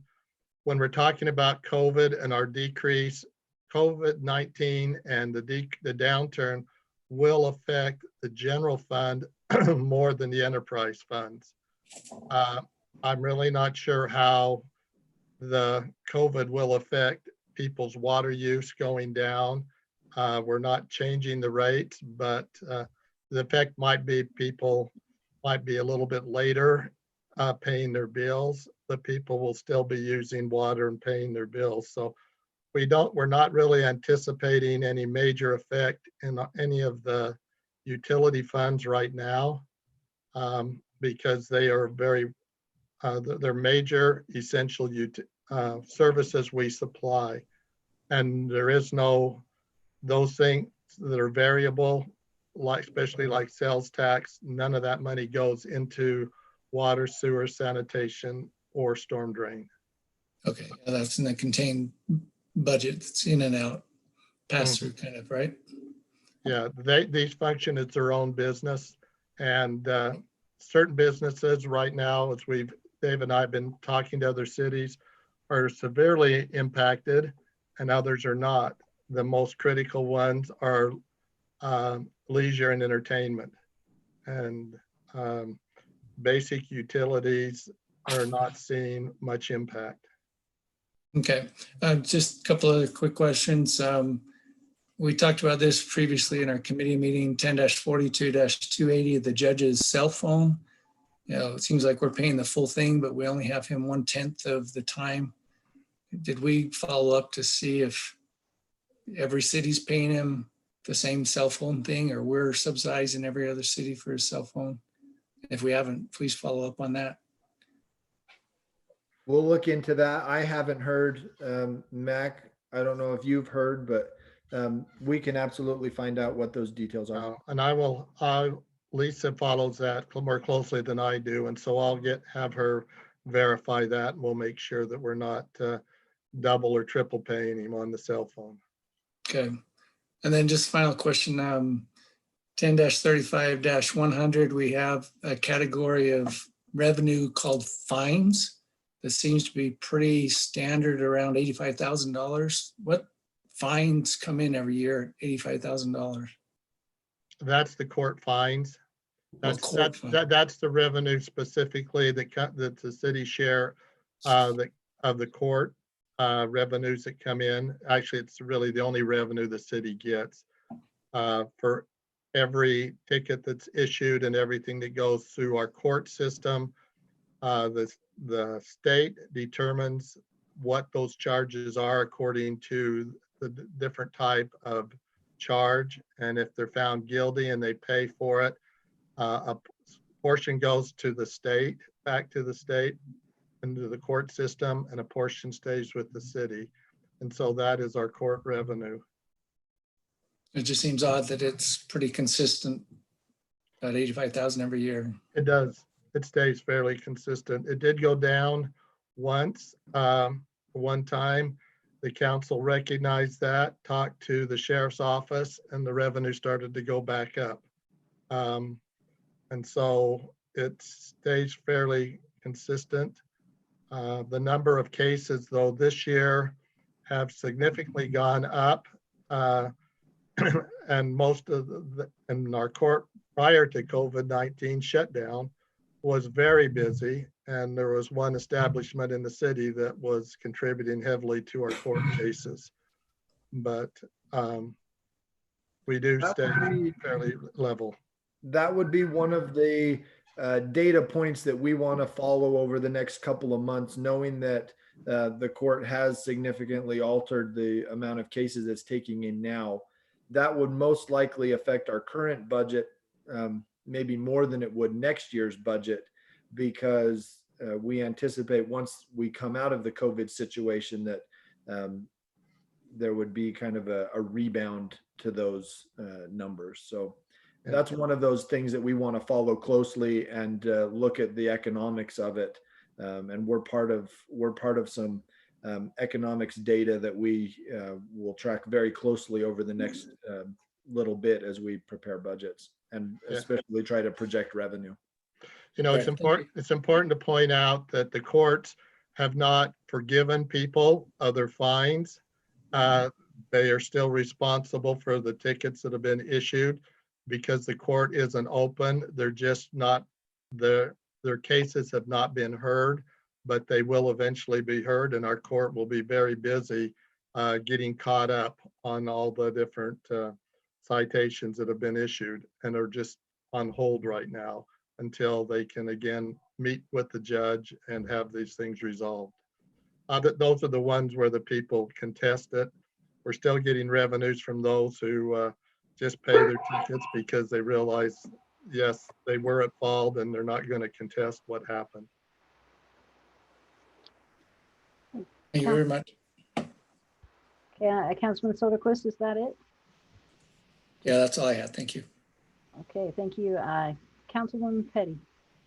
I just had one quick item of clarification regarding the sewer line. So we were talking about the metering that we're doing and reviewing the capital facilities project. So this probably will go to Brandon, but we were supposed to upsize different lines according to state requirements. But with this metering that we're doing and monitoring, if we're showing sufficient flow, then we will not be required to upsize. Is that what I'm to understand? Potentially some lines that were showing needing to be upsized in the current plan may not need to be upsized based on the new numbers. But that would, there's, with the metering, I just want to make sure it's clear that we, even if that number goes down, we're not going to be doing anything that we're uncomfortable with. So, and that will be reviewed by the state as well. So yeah, I don't know if that answers your questions, but it does, we do anticipate that some of those needs will no longer be there. Okay, sounds good. Thank you. Thank you, Councilwoman Petty. Are there any other comments or questions? Okay, hearing none, we'll move to item number 12, which is the TUF. This is follow-up discussion to a previous city council discussion item during the February 25th city council meeting regarding the city's transportation utility fee. At the time, there was the concern that the state legislature would bring forward legislation to address transportation utility fees around the state. Now that the legislative session is complete and nothing substantial was passed, the council would like to revisit the question of how we proceed with our transportation utility fee. Councilman Halverson. And unless anybody can convince me otherwise, I think we leave the TUF as it is. And Dave, I'll disagree a little bit. I actually think the legislation that was passed helped us by changing that word to just strictly a tax. I think changes things pretty significantly. Even though it was a very small change at the legislature, I think it helped us. So I personally think we leave it as is and wait and see what happens and move forward. Just for clarification, you mean that what changed with the legislature was that they struck the word tax, so it just says fee. Sorry, you're right, correct.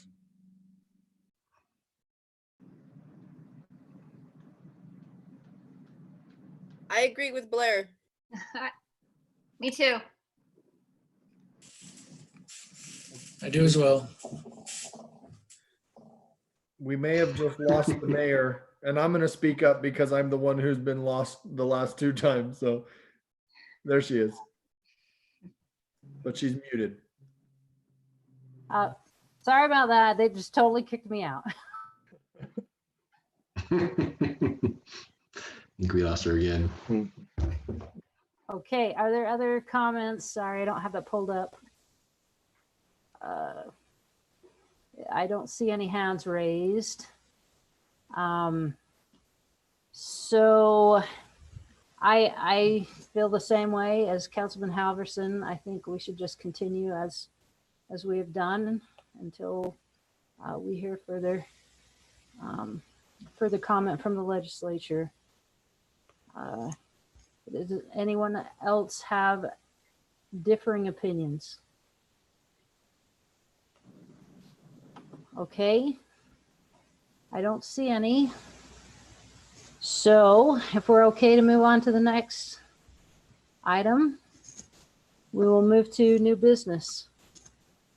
I have one thing. I had a call from a resident today who had spoken to someone on staff administration at Northridge. They would like to entertain the possibility of having a graduation parade for those students here in South Weber graduating, like a car parade that they've done with some other activities. They want to know how they would go about doing that. That maybe we would have to close off a road, perhaps like Deer Run Drive maybe, or some sort of loop around the neighborhoods, and have the families in their vehicles and then each graduate in a vehicle that ran through. Dave, could you tell me, is this a possibility, and what would be their steps in figuring that out? Yeah, there's definitely a possibility. I think probably the easiest thing to do would be have them contact me, or yeah, I would say have them contact me, and I can work through kind of a permitting process, an event permitting process with them, direct them to the right people and the right steps, so that we go through the right types of public safety measures that would go into place for a parade or some type of closure. So I think direct them my way, and we can work through the process there. Okay, thank you. Appreciate that. Is there other new business? I have an item, if that's okay. Yes. Okay, so I oh, I hope this doesn't upset anybody. I promise I'm not trying to upset people. We had a meeting yesterday with UDOT regarding this box culvert, and so for background, UDOT said that they would put a box culvert in for us and pay the cost of putting that box culvert in with the widening of 89 for construction being, he said, 2021. And so they gave us a contract, and the Parks Department has just received that and are looking at it. And I just wanted to run this past the council before we go any further and invest any more city resources into it. So basically, they put the box culvert in, they will pay for it, which is a significant expense. But that does not include the wing walls that come off of the box culvert. The city would be required to pay for that, which we had an estimate of 20 to 30,000 each side, unless we have to go at a 90-degree angle, which on the east side we probably would, and then it's significantly more.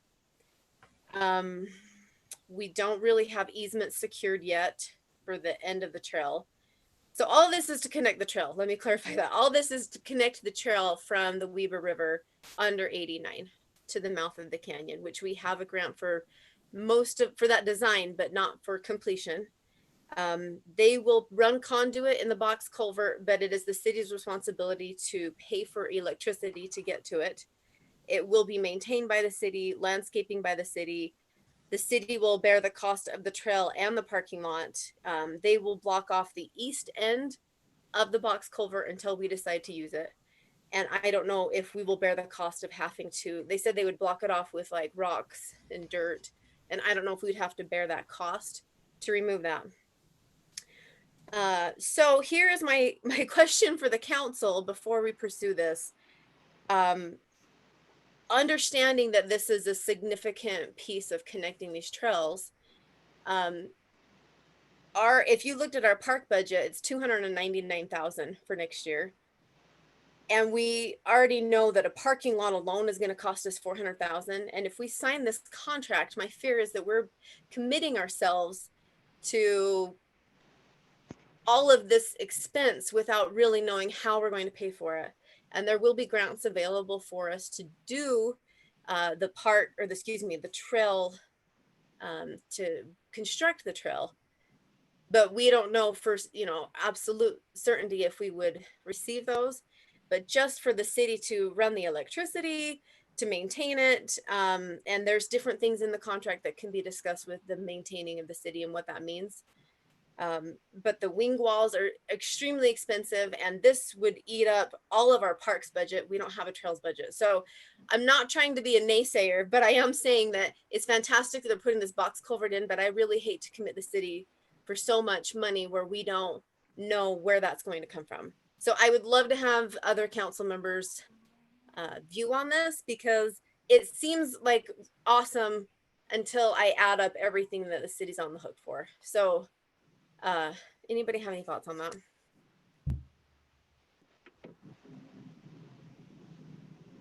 So, Ange, can you give us like a rough total? Do we have like a rough total of what it would be, all of these things together? So the wing walls, he said, was 20 to 30,000 each side. Brandon could correct me if I'm wrong, but that would be each side of the east end and each side of the west end. Is that correct? Yeah, and it would vary depending on, the abruptness of the turn or what the adjacent grades are. There may need to be a little bit more on the retaining wall or whatnot, depending on, Okay. on the actual design.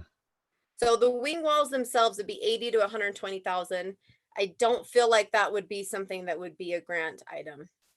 I can't anticipate that, or That would doesn't be seem- covered by a grant if we got one. okay. The whole entirety of it, or just Anything associated with building the trail.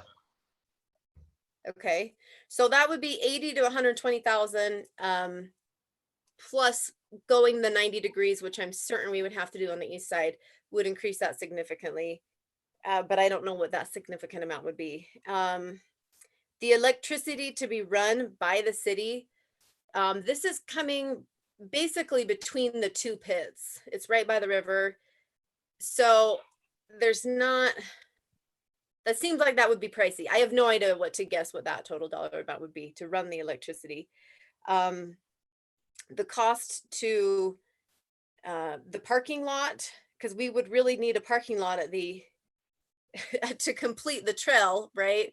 And we already had a budget or a educated guess on a parking lot to complete Canyon Meadows was 400,000. So I'm thinking realistically, but I don't know. I don't know what to say. Significant. would we have to purchase the easements, or would it be like a lease, or do we know anything about that? I don't know. Does anybody know what we would need to do for that? The city would have to purchase right of way, either purchase the property or purchase easement or something like that. There's still quite a bit that's unknown as far as potential costs of this trail. We're very much in the preliminary stages in terms of what the ongoing maintenance would be, even the cost of construction for trail. We just know that a box culvert would be required to have that trail connect in any form or fashion. So yeah, there's still quite a bit to gather as far as information and analysis of what the construction and ongoing cost for maintenance would be. So I know that UDOT would like us to get this contract to them as soon as possible. I feel like we would be best served to get some more information and kind of have everybody think about this and have some discussion on this, because it seems like a free pony. Blair, is there such thing as a free pony? So this is my hesitation. I think it would be great to connect it, but why is South Weber City bearing the burden of this when a lot of people who would use this trail won't be residents of our city? Angie, your concerns are well founded and I appreciate you bringing them up. I'm having a hard time justifying why the city has to put any cost towards a non-city trail. This is going to be a county trail, if not a state trail. It's connected to Bonneville Trail. It's connected to Weber River Trail. There should be others who should be participating in this, not us. The fact that UDOT's subdividing, well, we'll put the culvert in, but you have to put the wing walls in, right there raises a big flag for me. So I wouldn't be signing any contract. I don't care if they're pushing. The more they push, the more I'm going to dig my heels in. We need to get the county involved. We need to get the state trails, whoever they are, involved. Other people need to pony up the money, not the citizens of South Weaver. And I feel the same way. Thank you, Wayne, because I didn't want us to invest any more time and effort and resources that the city has to go through this contract until we're able to see who else. If there's others, like you said, that have skin in the game, Davis County, the state, then they should be participating in this. There's just no way the city can afford this. Okay, we also have comments from Councilman Soderquist and then Councilwoman Alberts. So one of the concerns I have with it as well is, I mean, I've been on the US 89, reconstruction committee, and they are not talking about widening any lanes down in our South Weber area because they don't know what's going to happen with the I-84 interchange that could widen stuff and change stuff. And, I've been asking them, pushing them, we need something to take care of that congestion now. Well, they're not going to do it because there's a whole separate issue going to try to redesign I-84 interchange with US 89. So if we put in a culvert and have the size like you're talking about, in a couple of years, they may tear all that out to make it wider for, whatever idea they come up with. Did they discuss any of that in the meeting? Yes, they about did. the future of the 84? They did, Quinn, and I can correct me if I'm wrong, Dave and Brandon. They actually are making the culvert wide enough to support a, what do you call it, expansion of the width of that highway. So it will actually go, I'm sorry. Did someone? I was saying that's correct. They are the barrel of the box culvert would go from right of way to right of way. So it would be out of their right of way. So any expansion or whatever they did within their right of way, it would still be covered. They are talking now, Quinn, I'm not sure the last time you met with the committee, but they are currently talking about widening the bridge enough, the Weber River Bridge, so that they would have 3 lanes on both sides. Yeah, initially they just talked about restriping it, and they said they'd be able to fit it as is on the one side, but I hadn't heard they were going to widen the other side.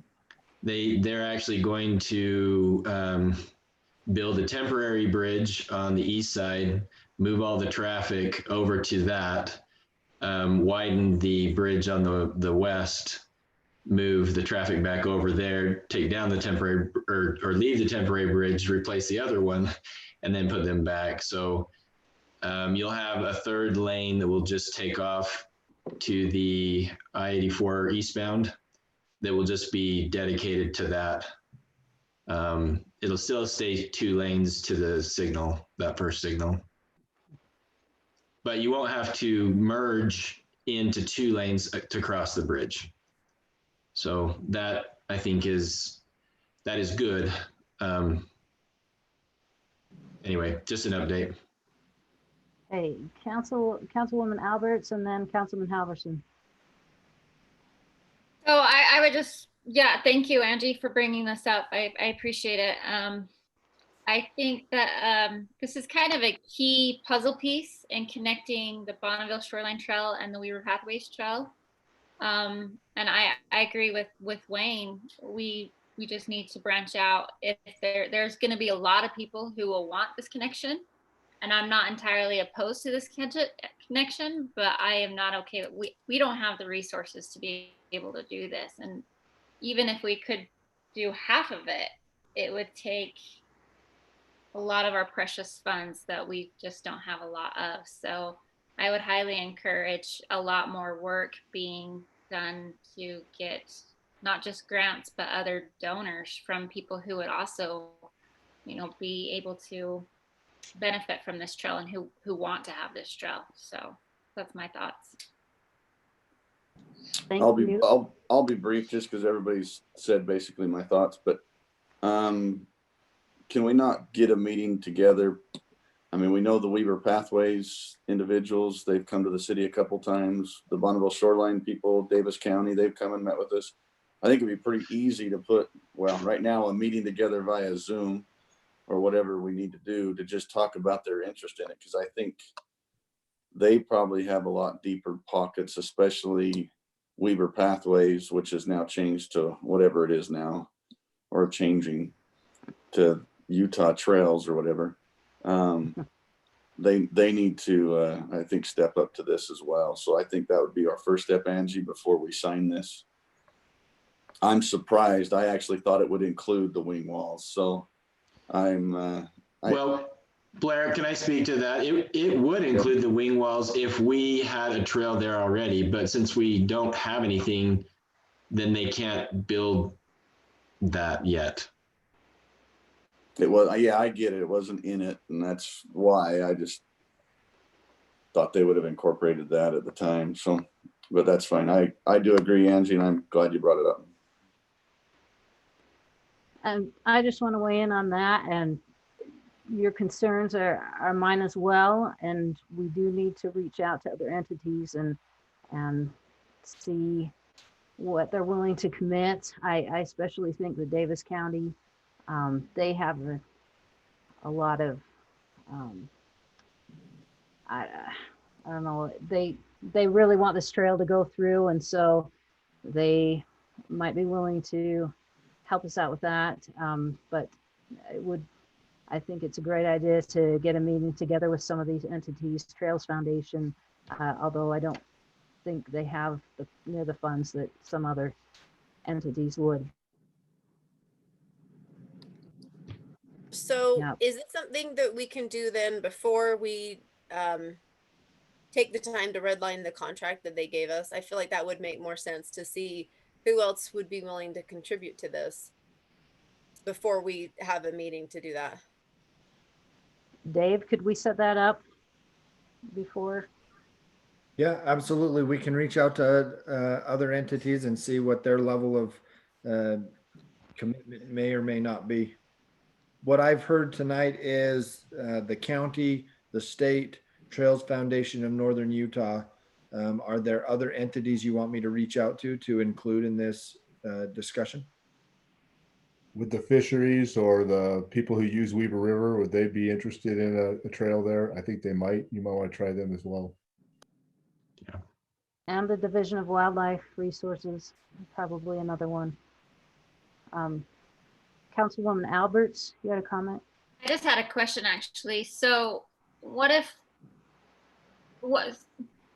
can we just wait till we get the trail in before we look into this culvert so that they do pay for the wing walls, or the one has to go before the other? They I want the contract signed before they put the box culvert in, because in the contract it states that the city would do maintenance on it, remove graffiti, etc. So they don't want to put that in until they know what our commitment is.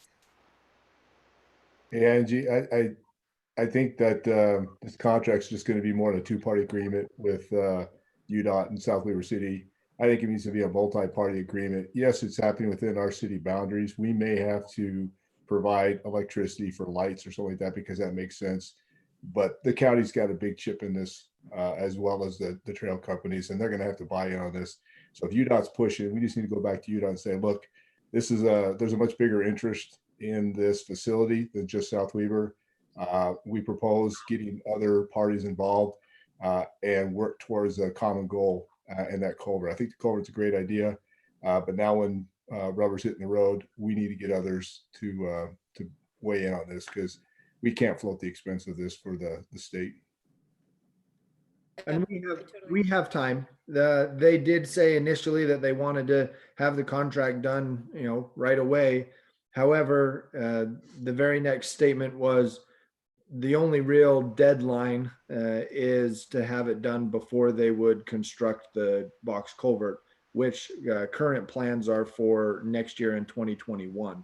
So we do have some time to reach out to other entities and just see if we can get some additional support and an understanding of those that want to use it and the level of commitment to help participate in making sure that it is the right type of facility for those that are going to use it. So we'll reach out. If there are other entities that you think of after the meeting, feel free to send me an email and we'll make sure that we garner support there. And Angie, dealing 20 years with UDOT and UDOT agreements, they're notoriously one-sided. You're red line, the whole thing's going to be red. Trust me, we don't want to start from scratch. Yeah, I appreciate that perspective because I was a little concerned when we read the contract. So thank you. Mayor, that's all the new business I have. Okay, thank you, Angie. Do we have any other Councilwoman Alberts? Yeah, I have a couple items of new business. So the PR, Public Relations Committee, met earlier last week and had a few discussions of some things that we were looking to possibly implement. So one thing that we kind of talked about was public comments for the time that we are doing this remote stuff, as far as allowing the public to come in and either speak them or read them or have them added to our audio in some way, shape, or form. I know Dave sent out an email about what other cities are doing, and I was just wondering council's thoughts on that.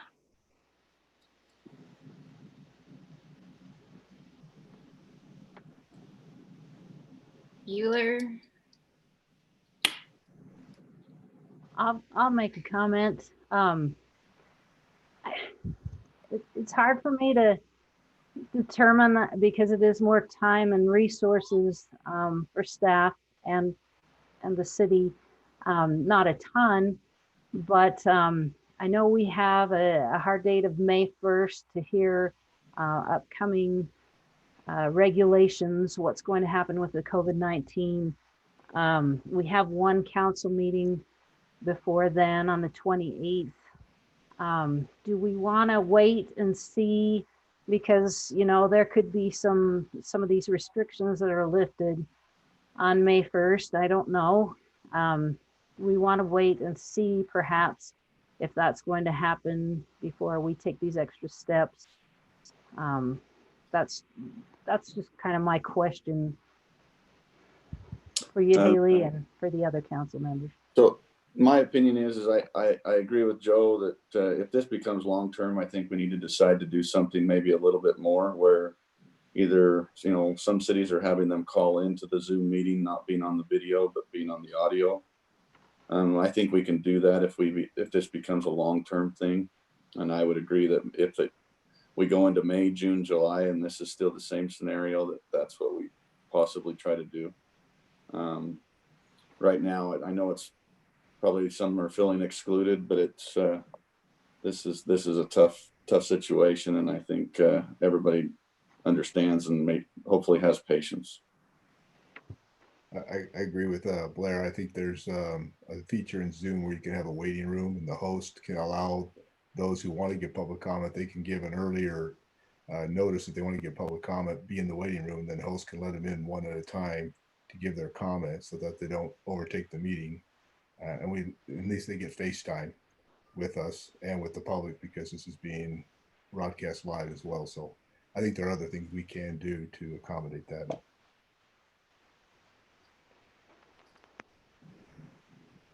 One question too, I have to ask is the public being heard at this time? And I think that's been pretty apparent because we have postponed the general plan, the survey, the open houses.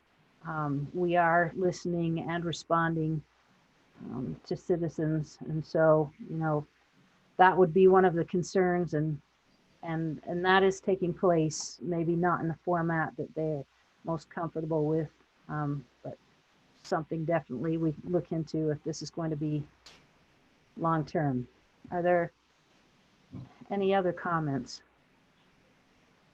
My thoughts are similar to what's been said. I would still wait a couple weeks to see where things are. And if it is going long-term, then we set up something. Okay. So maybe we can just wait until maybe this last week of April or even the second week of May. We might have further direction and can go from there. Does that sound about right? Okay. Right. I think that sounds great. Okay, the Councilwoman other Albert. thing that we discussed was town hall style meetings. I kind of sent an email out to everybody about that, but this would kind of just be a situation where the mayor and 2 other council members can meet with the public maybe 2-3 times a year and answer questions.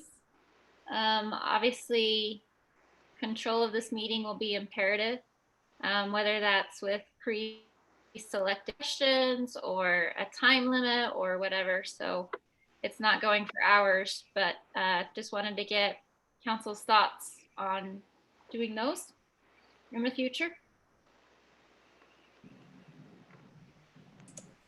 I think it's a great idea, Haley. I think if we came up with some boundaries or some framework as to how these meetings are going to be conducted, I think that's what you're saying. Possibly even have like a subject matter. Hey, we're going to have a town hall meeting to talk about X. Maybe one of the committees has something that they're wrestling with and they want to talk about. I know fiber in the city has been one item that's been of interest, pros and cons. It might be something that we say, hey, we're going to have a discussion, a town hall meeting, and talk about X. Get a couple people who want to present a pro or present a con. You can have the council there to listen and or participate and moderate, but you could have open discussions. And again, you need to have some sort of framework so it doesn't get out of control. But yeah, I kind of like the idea and love to participate when they're made available. Thank you. Feel the same way. I think it's a great opportunity to have some back and forth discussion that would help clarify some things where people maybe aren't getting all the information. But I agree with Councilman Windsor. We need to have it in a format that we can control and doesn't go on for hours and hours. I've said it before, the Utah Let's Speak to the Governor has a format that's kind of worked pretty well where they take questions beforehand. They know who's coming in. There's a certain time limit. And if they don't get through everybody's questions, then there's the next time. Yeah, so the town hall meeting that they had in the fall. Oh, sorry. Did you want to say No, go ahead. Sorry. Yeah, I will, but I'll wait for you. Council. Okay. Go ahead, Haley.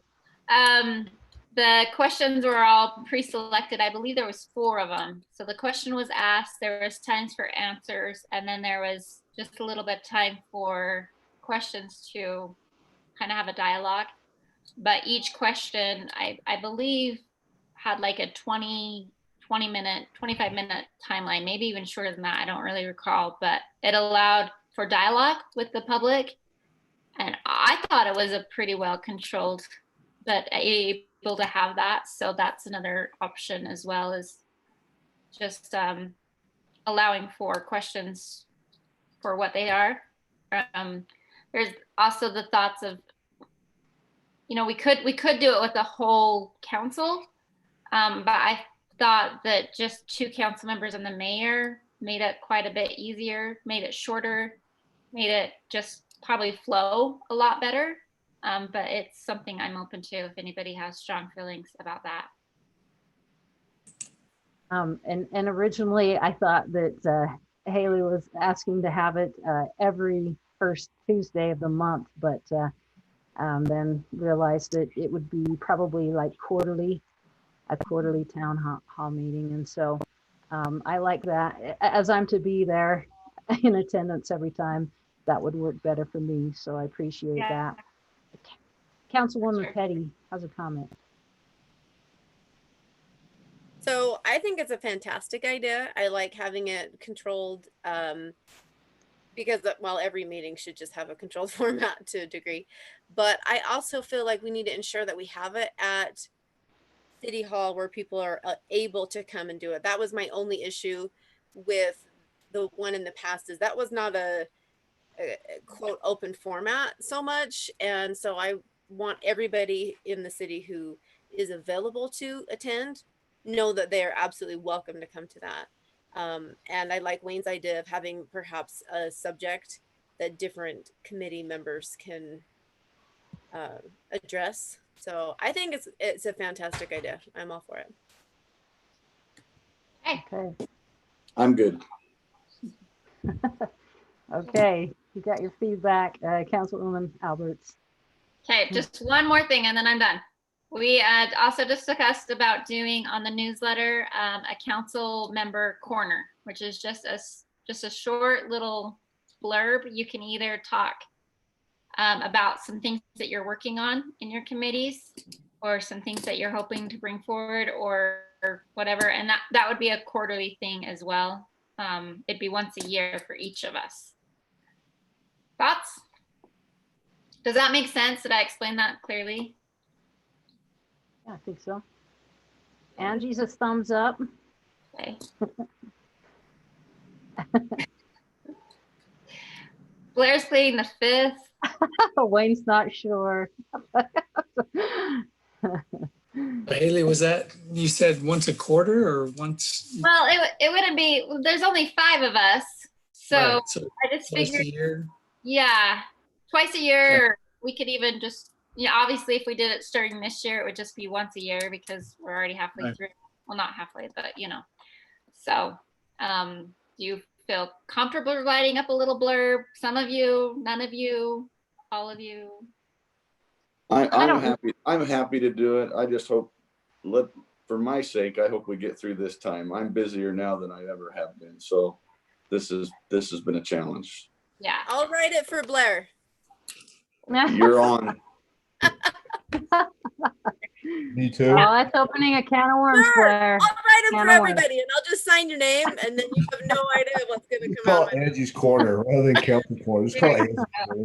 I like that idea. Yeah, and to answer Blair's question, yeah, all of these we're hoping to be able to know a little bit more directive by our next meeting what's going to happen. But yeah, all of this will be postponed until we can actually meet back in chambers again and convene as a public and things. So Thank you. All right. okay, that's all. Sorry. These are great ideas, Councilwoman Alberts. All right, thank you. Any other new business? And we will move to council reports. Well, I'm going to go back because I don't think Mark Larson is going to be joining us. And so we probably need to know what we're going to do with the Public Works truck purchase. Do we have a recommendation, a motion? I'll make a quick comment.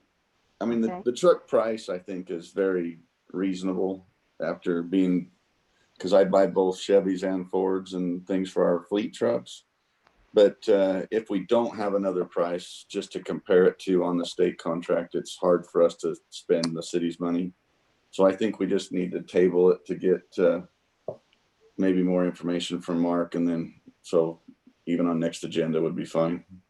Is that a motion, Councilman Halverson? That's So what I was just moved going as a to ask. motion. Is that a motion? Sure, it was a comment, but I'll make it a motion. Motion I'll to table. second that. Okay, Second. Councilman Windsor. Second. So, Councilman Windsor, are you retracting? Are you going? Councilman Windsor seconded it. Okay, he beat you to the punch. Sorry, Councilwoman Albert. All right. Any further comment on that? Then we have a motion on the table, or motion on the table to table the Public Works truck purchase. Let's have a roll call vote, beginning with Councilman Windsor. Aye. Aye. Aye. Aye. Aye. Okay, motion carries. And should we put that, we will put that on the next agenda for the 28th. Does that work, Dave? I'll get with Mark Larson tomorrow And we'll plan on getting everything prepared so that we can review that again on the 28th. Okay, sounds good. Thank you. Reports. Let's see. Wasatch Integrated Waste landfill opened back up today to serve local residents. I'm sure many of you are thrilled about that. You can once again take your prunings and trimmings to the dump. So, and just in relation to that, remember spring cleanup is on April 25th from 8 a.m. to 2 p.m. at Canyon Meadows Park for all of you that want to get rid of limbs and things. So tree limbs. Let's make sure we clarify. Okay. Anyway. All right. Let's go to Councilman Halverson. The Planning Commission met on Thursday. There was only really one agenda item, and it was on the development on 475, the corner of 475 and Old Fort Road. And it was on the same development that was presented to the city council. But what I wanted to bring back to the city council is one of the biggest questions that was asked is, what is the city council expecting from the Planning Commission on mixed use? I know, and I hope I didn't, I was trying not to represent the entire council and just expressing my opinions, but they were a little bit confused on where the mixed use committee left them and what they wanted to have approved or not approved, and I think maybe we just need to have a little bit broader discussion. I kind of relayed to them as we need to review each proposal, and if we feel it was good for the city, then they can move it forward or not move it forward. But I think maybe some input or direction to them a little bit on those developments. It was a mixed bag of what people felt on the Planning Commission on that development, but most of them were opposed to residential. So that's, I mean, if anybody wants to comment on that, they can comment on that or whatever, but I think we do need to have further discussion on some of those things and further direction, because I think they were confused. The other item I had for report was Public Safety Committee is meeting every Wednesday currently to go over the COVID-19 issues and talk about any other issues in the city. And we're moving forward with that. We're also meeting this Wednesday to talk a little bit more about getting the CERT program going. So if anybody has any interest in that or comments, they can email me or Wayne or Dave and let us know their thoughts. That's it. Okay, thank you, Councilman Halverson. Councilwoman Alberts. Just the PR, as mentioned, we met, and staff is going to be looking into live streaming, and kind of the hope is once we're able to get back into City Hall, that's up and running. So since we've got this going now, to kind of just move forward with it. So they're working on that, but obviously with everything going on, it's touch and go. So that's the issue on that. Okay, thank you. Councilman Soderquist. So in addition to the procurement policy that we talked about and other items, excuse me, we discussed already, we did visit with representatives from Staker Parsons, and they're going to be providing or bringing a potential modified development agreement. Their current development agreement runs out, I believe, 2023. So anyway, they are looking at something beyond that. So we'll have some back and forth with them and bring that to the city council when that time comes. All right, thank you. Let's see, the Councilwoman Petty. I have no other reports more than what we've already discussed. Okay, and Councilman Windsor. Yeah, thank you, Mayor. The Mosquito Abatement District of Davis County met last Thursday via Zoom as well. And they reported that the mosquitoes don't stop because of the COVID outbreak. So they are out and about. The mosquitoes are hatching. They did say they found a couple of what they call them tests or nests that they are traps that they put out there in South Weaver. It was one of the first areas that they noticed some of the early hatches are happening. So they're out spraying and doing what they normally do. They don't rest. That's the basic report. Okay, that's unfortunate to hear. Thank you, Councilman Windsor. Dave, Yeah, the only thing that I have to report is that Old Fort Road Phase 1, they are planning on finishing up the paving of the remainder of that on Monday and Tuesday, the 20th and 21st. all right. Everything else that I have got has been discussed. All right, thank you. Let's see. Mark McCray, did you have anything else? I was just, excuse me, I was just going to report on COVID ID procedures within the city as far as tracking. We have implemented things to make sure that any additional costs that the city is incurring related to COVID ID with the outbreak, whether it's expenses or it is time, are properly being recorded. And David and I have worked and we are registered with FEMA now. So should we have any expenditures and money does become available, we plan to apply for that money. What will be available and when is still a big question mark, but we're being proactive on tracking expenditures related to this so that we will be in as good a position as possible should there be opportunities to get some reimbursement back. That's all I have. Okay, great. Thank you for taking care of that. I appreciate that. Lisa, did you have anything? I do not. Thank you. And Michelle?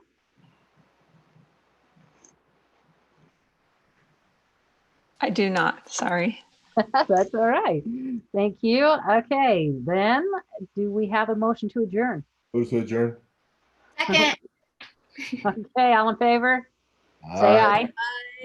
aye. Any opposed? Meeting is adjourned. Have a good week, everyone. We'll see you next time.